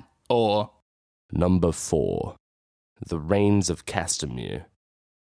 Yep, that's right, 4th. And honestly, the Reigns of Castamere is, moment to moment, not as good as Baelor, but who cares about judging all the moments when you've got the one moment to dethrone them all?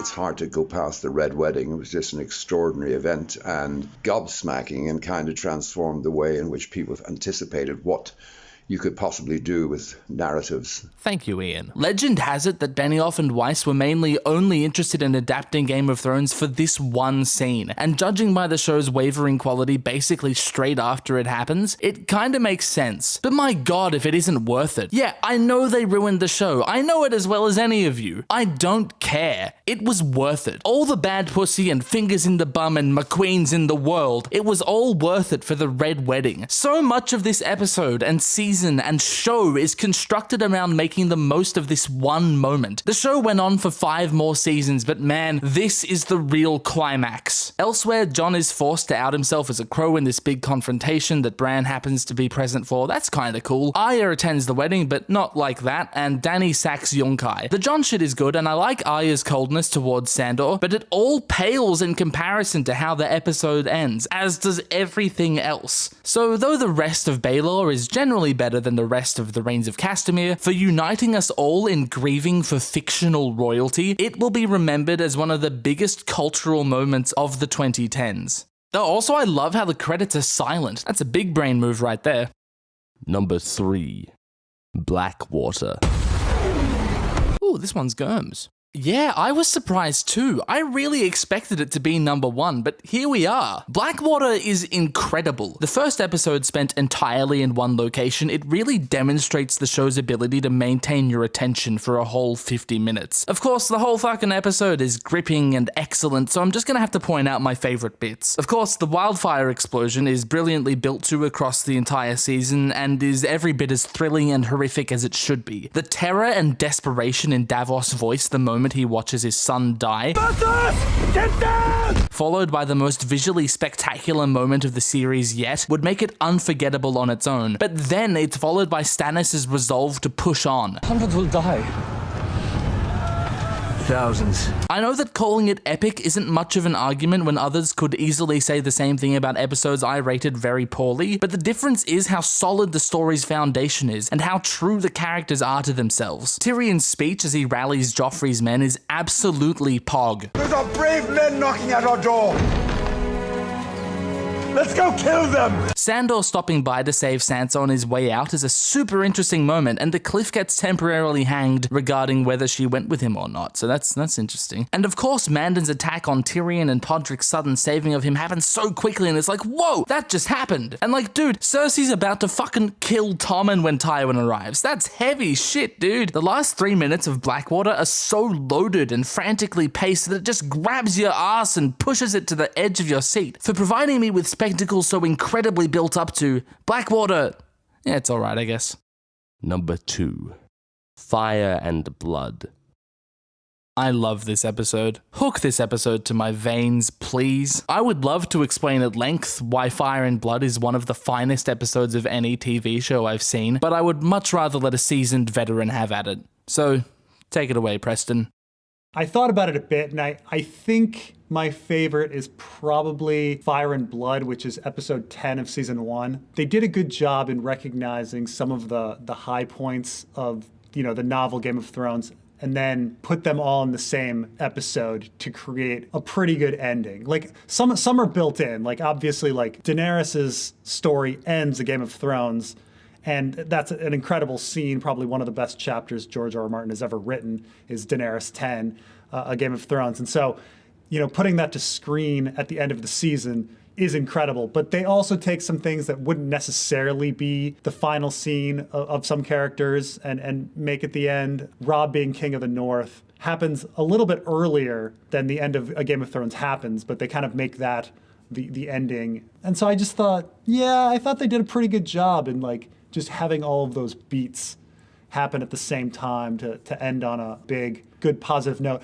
They did a good job in shifting Jon's story to being him leaving the wall, it being a moment of change. That doesn't happen in the books. Like they don't leave until a chapter into A Clash of Kings. So they announce that they're going to leave, but the Night's Watch going through that gate and having the voiceover of saying, we're going to find Benjen Stark, da-da-da-da-da. I thought that was really well done. So, they hit a lot of good notes. They knew how to end the season. And I thought, I'm trying to think of an episode that was done as well. And I can't really think of one where the whole episode is just, done, kind of just perfectly like that. Thanks, man. Love your work. Hashtag Commodus of Ulcran. Usually he's probably wrong about half of it, but here he's right about all of it. From its opening dealing with Baelor's fallout to its epic conclusions of Rob, Jon, and Dany's stories, Fire and Blood is, for lack of a more dramatic term, the perfect conclusion to Game of Thrones' first season. Sandor saves Sansa's life, Peter and Varys get a delicious duel in the throne room, Tyrion and Arya are flung into wild new circumstances, even the scene where Pycelle is rambling to Roz is really fucking good. It didn't need to be, but it is, because Fire and Blood is perfect. There are no episodes like this one. For solidifying season 1 as a thorough masterpiece of television, Fire and Blood should honestly be the top entrant on this list, but it isn't, because sometimes